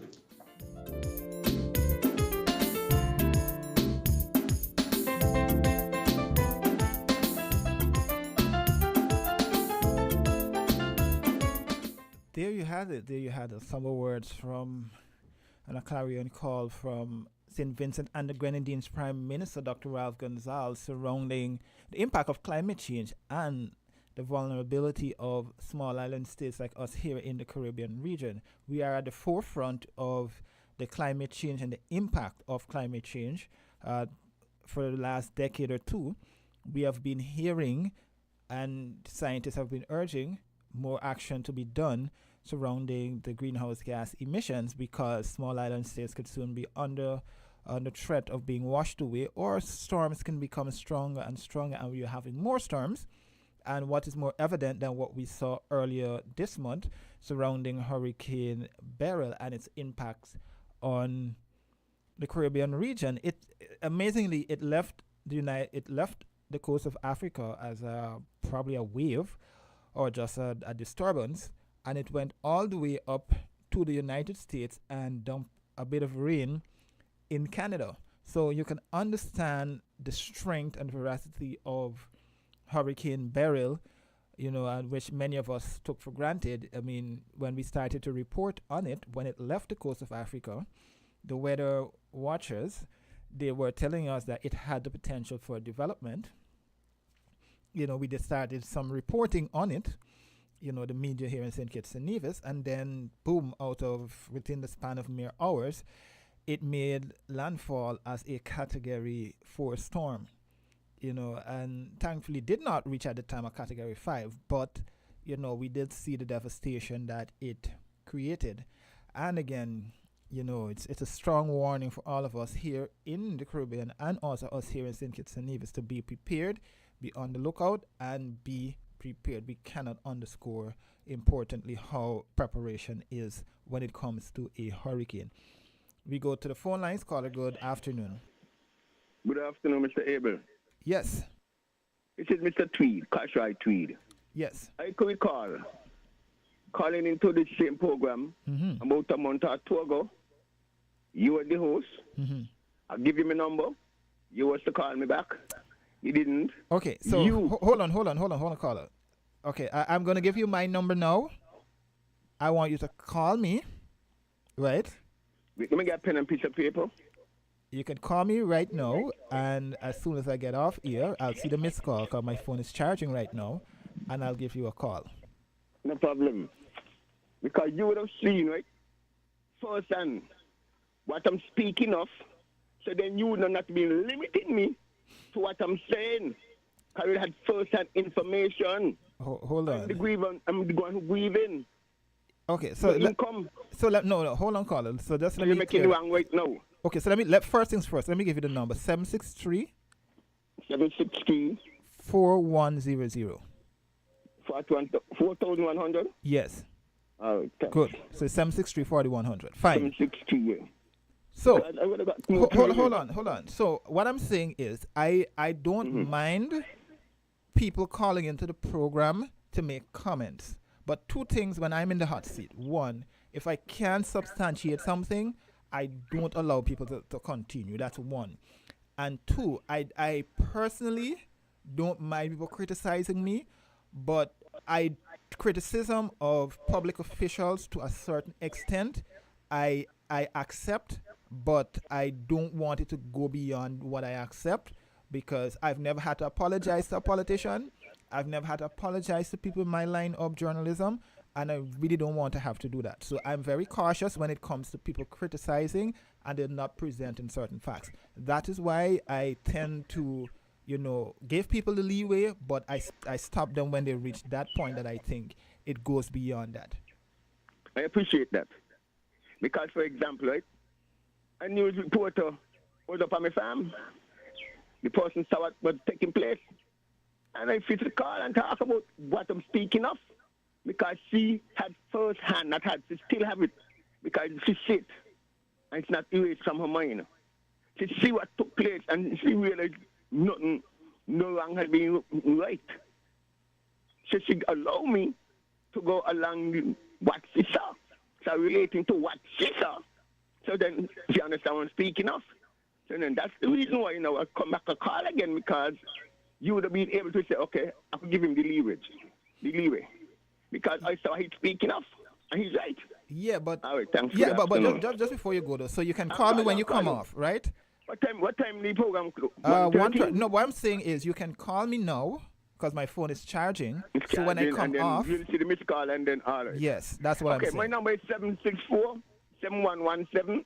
Caller, 668-2555. Man, I'm not afraid. No, caller. My number. I'm not saying that you're afraid, but what I'm saying is I don't have a pen or paper in front of me. And you can't move from where you're at this point in time. Exactly. So, yes. I respect that. Thanks. So, yes.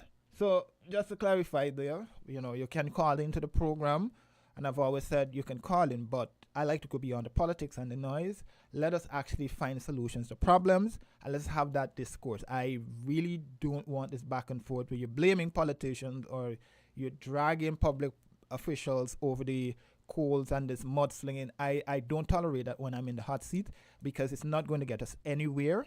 Seriously, it's not going to get us anywhere. It just be this back and forth, and neither the public or me or anybody listening to this program will be any wiser about a problem here in St. Kitts and Nevis. So that is just my take on it. People can call into whatever radio station they feel like. I don't mind. That's your prerogative. But once I'm in the hot seat, I'm not going to tolerate that. That's just me, right? I have principles that I stand by, and that's just what I'm going to operate by.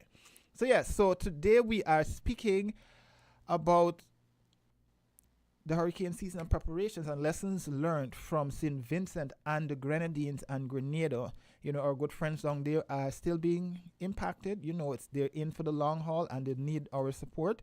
But we also have to be prepared for any eventualities because we're still in early days of the hurricane season. And we go back to the phone line. Caller, good afternoon. Yes, greetings forwardly, my brother. Greetings. Are you hearing us clearly? Loud and clear. Okay. This greenhouse emission, right? What do they call it? Greenhouse gas emission? Yes, greenhouse gas emissions, yes. Yeah, it is not nothing. It is not nothing pleasant. It is something that is said is causing havoc in our spaces. What we don't understand is, you see, everything have meaning, and significance, Why they're referring to it as greenhouse? I want to know why they use that color. Why not red house? Okay, so let me put it this way. So I don't have the answers for that. I have an answer, but I prefer the experts to speak on that. To answer that. Yes, because what I would say to you is this. We did invite a couple of experts on the program to talk about greenhouse gas emissions and climate change, but at the time they were not available to come onto the program at the time, and then we had some other scheduling conflicts. So it's a pertinent question that you asked, and we're going to try again to get them on, the representatives from the Department of Environment, to come on the program to talk about climate change as it relates to the entire hurricane season and sea level rises and so forth. So that's a pertinent question that they can answer. I can answer the question, but I'm not the expert on that. Understandable, man. Don't say no more, brother Abel. All right. Okay, so just before you go, caller, I just want to ask you quickly. Looking at the devastation that we've seen and we've heard from the Prime Minister of St. Vincent and the Grenadines, and he seemed very emotional there. What lessons do you think we can take from what has happened in St. Vincent and Grenada and implement here, so we can be a little better prepared than the two territories were? Okay. My brother, let me answer you this way here. Straight, touchable. Going to this morning, we are listening this history in tragedy. I say this.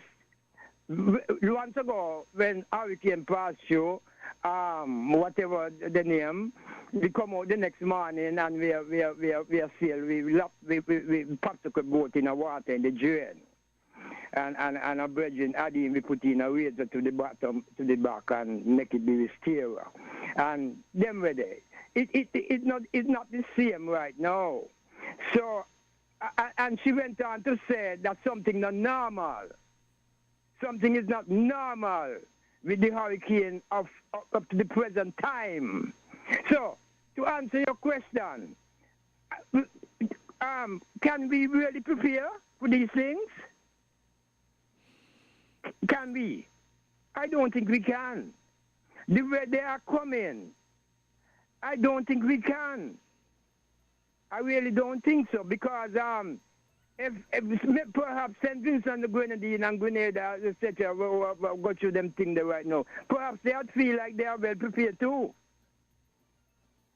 But we see the devastation. So, we don't think we can prepare, my brother. What is causing these activities? If it's not, Bob Marley to say, one time he said, we are full up the river and the seabed and the this and you got an area in Portmore in Jamaica that they call Portmore. They say part of the sea full up. No. When the sea and the river and whatever, are we still aligned? Yes. Ready to take forward their spaces. Who in their way for it, you know? Mm-hmm. Creation and move how it move most naturally. But with all of that, we feel, say, we're going to use the word feel. Some of my other brethren and sisters, we say not feel, we know. That things are going on. Things are going on. People, human beings, I don't even have to call them human beings. They look like human, but perhaps they're not human. It's playing with things. The atmospheric vibration. Are you with me? Yeah. It might sound like that my family, let's say, well, they just say something theory. What? Something theory or the other. Conspiracy When we theory? talk these things. What did they say? Conspiracy theory? Yeah. I just say conspire blind, because it blind, it can't see. Yeah, but it's reality. Watch here. Brother Abel. Sorry to call up your name, sir. Because I don't like people call up my name. It's okay. Anything you think about as a human being, think about it, come in your thought. You're not doing it, but it come in your thought. There is people who are actually doing it. Are you with me? Mm-hmm. Yeah, in the 8 billion people we got in our earth. There's people who are doing it, not just think about it. They are implementing it. They are putting flesh to it. Whatsoever it is, whether it is good, or bad. So we can't underestimate, some elements who inhabit Earth. So, Carlo, just quickly, because I have to take one more call before I break. Whatever, ma'am. I'm ready to move whenever you're ready to move. Okay, yeah, just quickly, I want to get from you quickly. Do you think we need to begin more education campaigns Yes. to get people to better understand preparations? Quickly. Yes. Well, whatever preparation can be made. As we said before, preparation look fishy. But, yeah. We will make sure that people are well informed. When I say information, I mean rounded information, not just partial information, not just giving you something there and here. No, everything. Make people know everything. Just like how they just say about conspiracy theory, and we tell them about the Tuskegee, when we talk about the Tuskegee experiment, and it might sound like, but it happened. So make people know in the education going forward, make people know what is possible to happen. What happened before, what you understand? Rounded education. Rounded, wholesome. Not give them piece of something from over here and hiding from them over there. Make people know every something. Give thanks. Blessed love. Thanks, Carlo.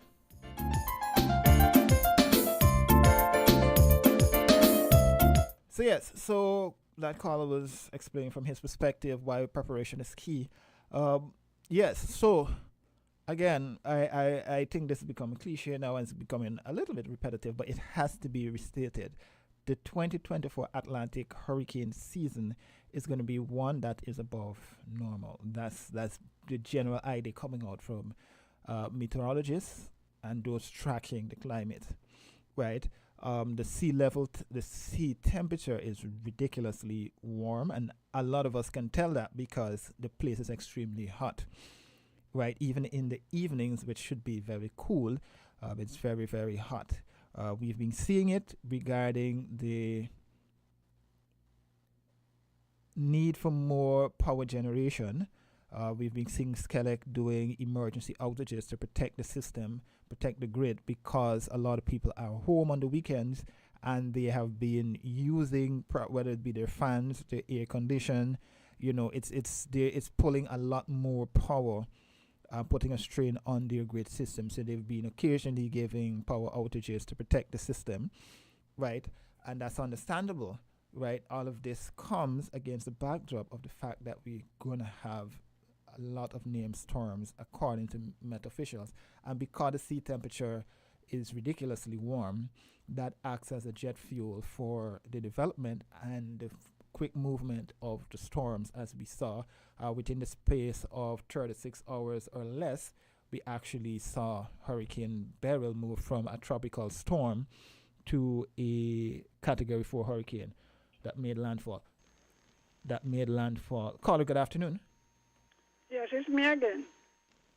Now, I heard on one of the radio stations abroad, they're saying that these water tanks were flying all over the place. You heard that? No, I did not. Not too sure if it was St. Vincent or another. Well, that would make a lot of sense because, Yes, I they was weren't saying to properly, myself, battened down. why not build concrete ones? Because if that is so, we are putting over 500, and some of them are not even properly installed. I don't know if you could cast them in a base rather than rest them on. You ever think about that, Well, you see, Miss Henry, you've been raising some pertinent points here as we talk about the hurricane season, right? I do hope, and this is my really fervent hope, that the officials are actually taking these things into consideration, because last year when we reported on the hurricane season, it was expected to be an active hurricane season, and we saw that. Going forward, the seasons are just expected to be, want of a better word, more ridiculous, right? And some of the points you've raised are actual pertinent points, because if we're going to be distributing these tanks, then some level of preparation has to be for maintaining them. And then some of them, no water is in them, so they become a missile to other people's place. And listening to the minister and the prime minister promoting banana and plantain production. Well, in the kind of hurricane season we have, ask the windwards. It has caused the economy to collapse. The wind don't even have to start to blow hard. All the bananas on the ground. I think we need to concentrate more on getting root crops. I heard a farmer who was on Farm Report last week, was giving some ideas as to how to go about securing the farm and the crops to plant. Because as much as we like cabbage and green bush, they can't stay above hunger, And the ground cover depend on the land, and some of them keep moving towards the mountain. We have to discourage it. There should be the soil consistency tested on some of these farms, because once they're above and the wash start from above, you're going to have a lot of flooding down below. So they have to design the roads up. My father used to have mountain ground, And every hurricane season, he had to start again. The only thing that remained in the ground was the tanya and the potato and the yam, but everything else, peanuts, whatever, they wash. So some of these things that we talk, we can get coconut tree. Maybe they've never seen coconut tree in hurricane. I keep thinking about it, We need to begin to plant, or they themselves said they're stocking seeds. How about stocking yam? Because yam could last years, Unplanted? Well, based on the understanding of what the minister was saying in terms of stocking seed, is not just for now, but short-term crops, Yes, in terms of us coming out of the hurricane season, we can begin to plant these to get success immediately. That was his. It was against that backdrop he was saying. Coming out to thinking about hunger. Yes. We don't think about hunger, Well, that's the thing. That's the point I was getting to when I talked about the report that I did about Dominica coming out of 7 years on from Hurricane Hurricanes Irma and Maria. How are they prepared? Are they any better off now than they were back when the storms passed? And what did you find out? They are, to be honest, they're still in the rebuilding stage. They're a little better off, but not where they should be for a territory that has been rebuilding since Hurricane Irma and Maria. And they would all tell you that they're not. Even the people on the ground were telling us that, listen, yeah, but we don't believe so that we any better off. We started our agriculture sector is slowly rebuilding. We're getting there, but more work still needs to be done. A lot more work still needs to be done. You know, in order to something that become resilient. we overlooking, relocation of the people. Even as I listen to Gonzalez, Prime Minister Gonzalez, some of the islands might just have to be abandoned. It's hard to say. Put it this way. And I'll give you 30 seconds. What do you think about that? Hold on. I'll give you 30 seconds to respond because I'm literally out of time and my producer's on me. But I think a lot of those islands that were impacted should be used as, and this is just me, this is just my opinion, should be used as an environment or a space to do more planting of crops as a national agriculture center where you get to plant more of what you want to eat and cultivate it rather than sending people to rebuild on those territories, because possibility exists that within 20, 30 years you might be back at the same position. 30 seconds. I know some people don't believe the Bible, but the Bible said the islands shall flee away. You read the Bible? Yes. It's in there, you know. It is in there. So we're talking about rising. Well, how far has it reached? Measurement. Some of them you need to take some of the people off of the islands. And I complain about the neighbors being buried there. I suppose I want their grave there. You know? Because look at it. You rebuild and the next thing come and it gone. What about the state of Has much of the population returned? No. That's it. But instead of putting down airport and hotels, we're talking resilience, but we're doing something otherwise. You got to decide, and some part of the islands, because I've been to St. Vincent, some part of the islands, maybe use them as a agricultural production. Don't talk about Dominica. All those high mountains and people live all the way up there. They're almost inaccessible. Relocate them. It sounds hard and harsh to the people, right? But the long term, otherwise, every hurricane pass, you got to rebuild in the same spot. Exactly. And your drainage system. You need a proper one. You need pumps and stuff like that. Because nothing can be worse than Guyana. From the very beach, from the front of the place, they're below sea level. Yep. You know, some of these things want building in dikes and that kind of stuff. But you see, that's a valid point. But the concern with that is that when these territories were being built back in were being laid out back in the 1800s or 1700s, right? There was no consideration for expansion, right? And because there was no consideration for expansion, it's difficult for territories including in St. Kitts and Nevis for you to actually begin considering including and paving roads and making way for within existing communities or environments to actually begin to construct these things. And over the time, we spend more time patching, doing over. Yes. Rather than, even the gut in Bastille. You understand by now they can put another bridge somewhere else up over that one. When Westbourne got and College Street got joined, you know what about downtown Ghana? What have we done differently? Okay. Well, they have the bypass road if you could get up there.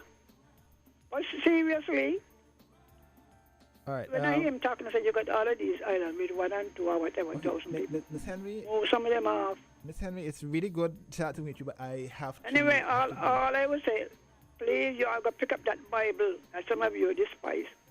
You see it in there, and get yourself ready to meet you. You make it a go for all of us. Because you need, and my good family, you need to prepare. You can't say, oh, well, it make no sense. Well, you might have go outside and stand up in this storm. We got to do what we can. Do what you can to prepare yourself. You have your roof. Go up on the roof and let somebody, all the slack nail, all the slack screws. Tighten them. We see when you would have done what you could do. And something happened, you feel better than if you did nothing and it was something to you. So whatever you can do, do. And those of you, a lot of you workmen, help the elderly and the poor. You see the condition of their homes. By the way, my pastor roof had been leaking now for years. She's confined to a wheelchair. She would have spent decades in the public service. And she has difficulty getting help. Getting help, you know.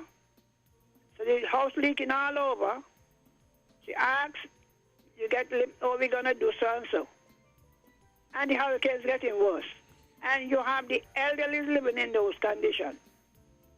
And then if the roof gone, you say, oh, well, you know, we're really sorry.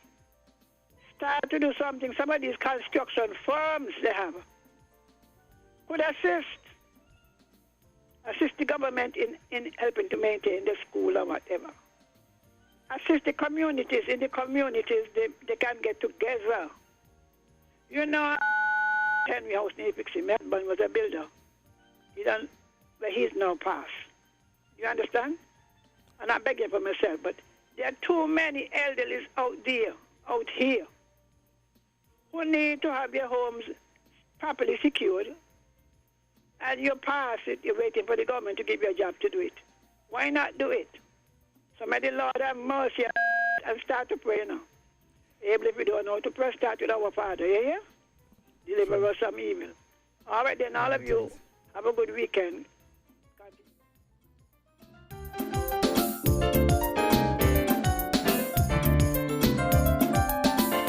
Well, there you had it. That was our program for today. It was really good being in your company today.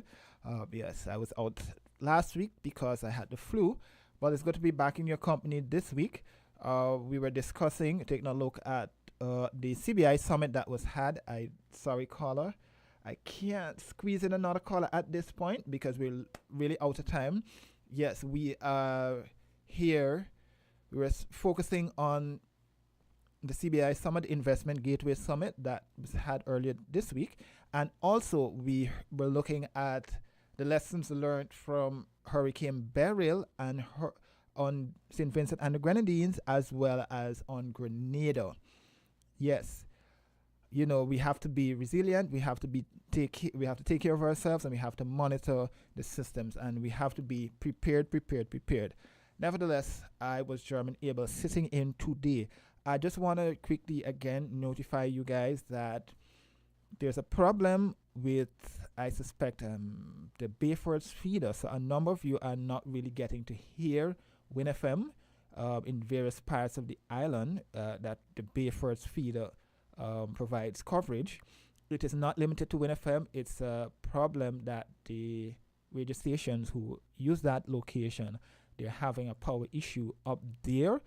They're in discussions right now with the authorities who service that area, and hopefully they can get the problem rectified. It's not limited to WinFM only that has the problem in that specific area. I know a lot of people have been meeting me on the road and expressing concerns regarding them not receiving or hearing the station in that area. It's nothing that I can do. Management is aware of it, and they have been in discussions to get the problem rectified. So until next time, to hope that I can be here with you guys next week. In the meantime, stay tuned to WinFM and the programming that will continue for the rest of the day. Until then, it's goodbye.